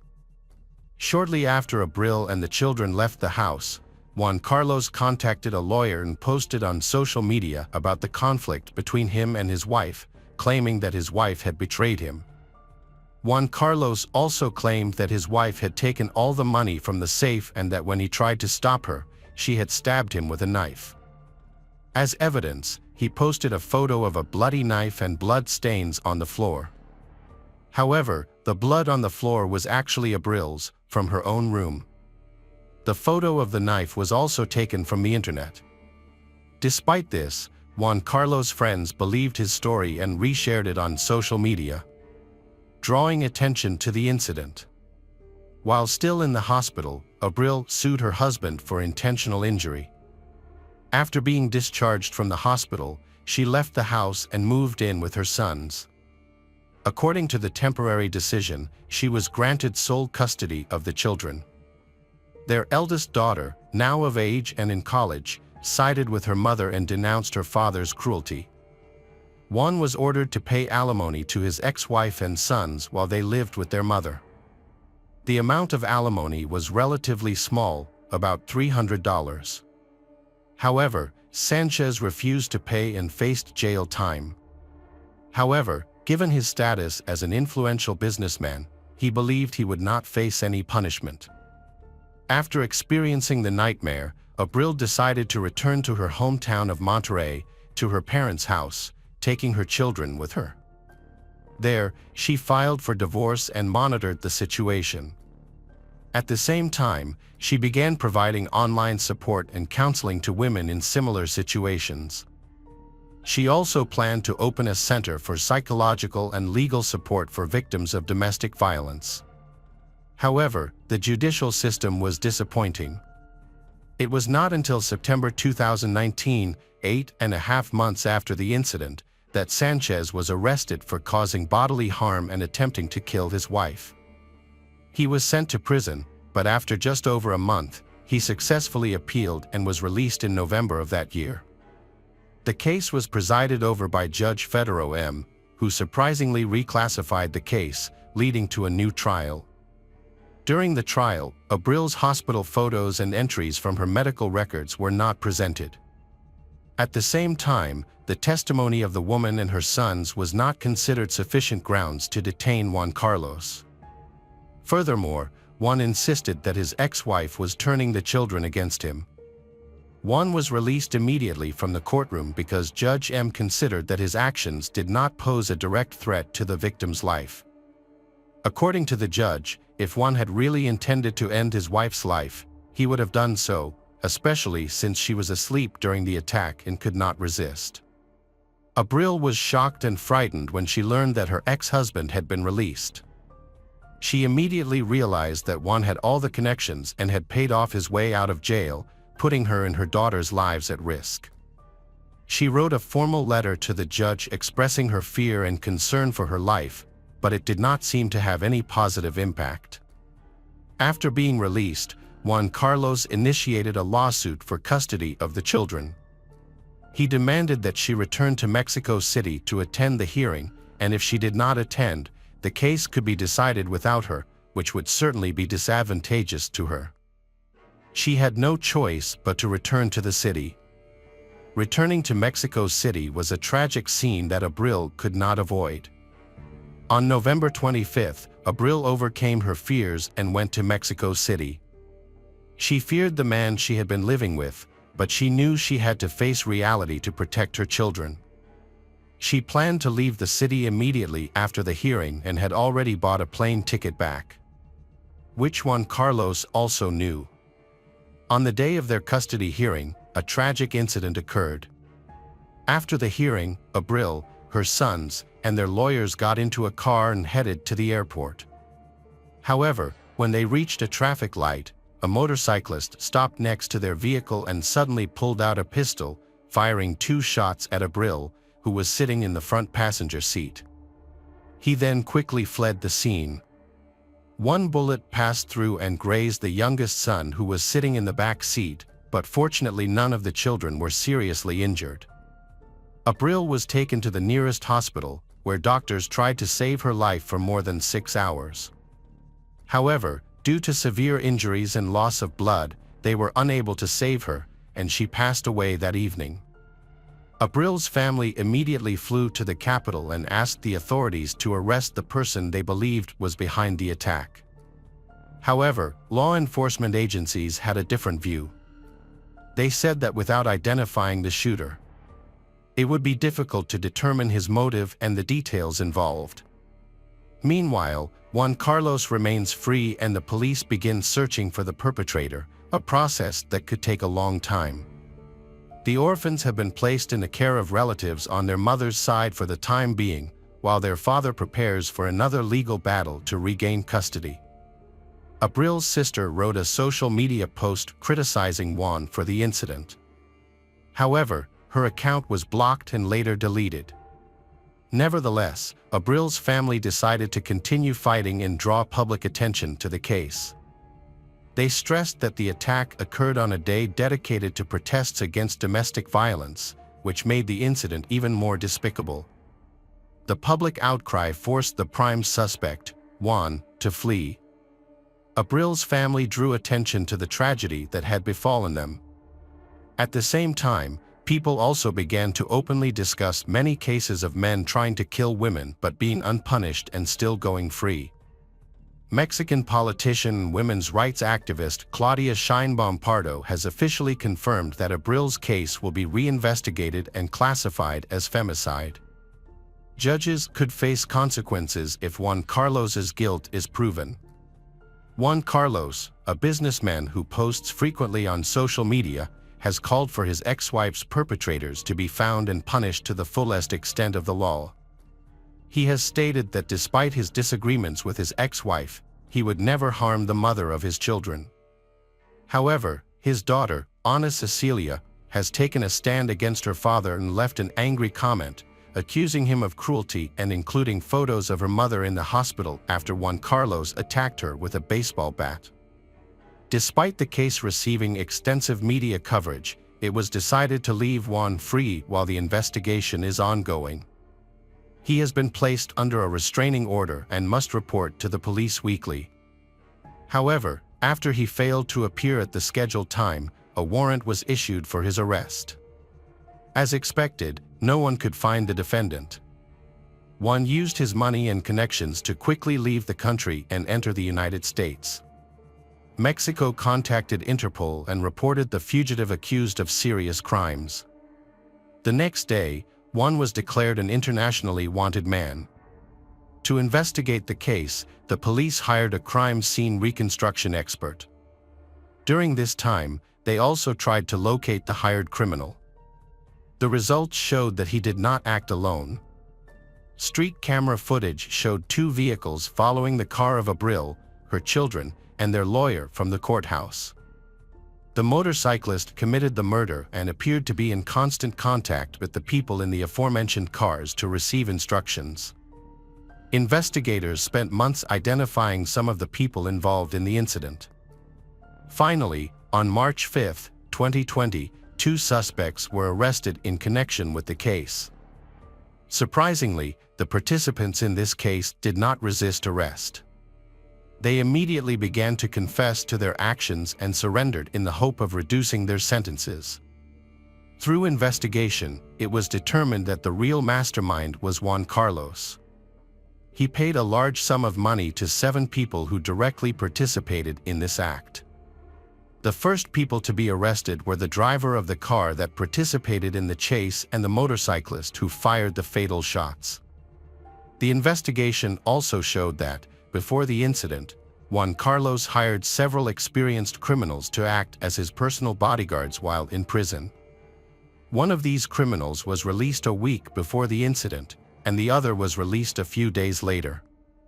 After being released from prison, Juan contacted his accomplices again and asked them to find trustworthy people to carry out an assassination.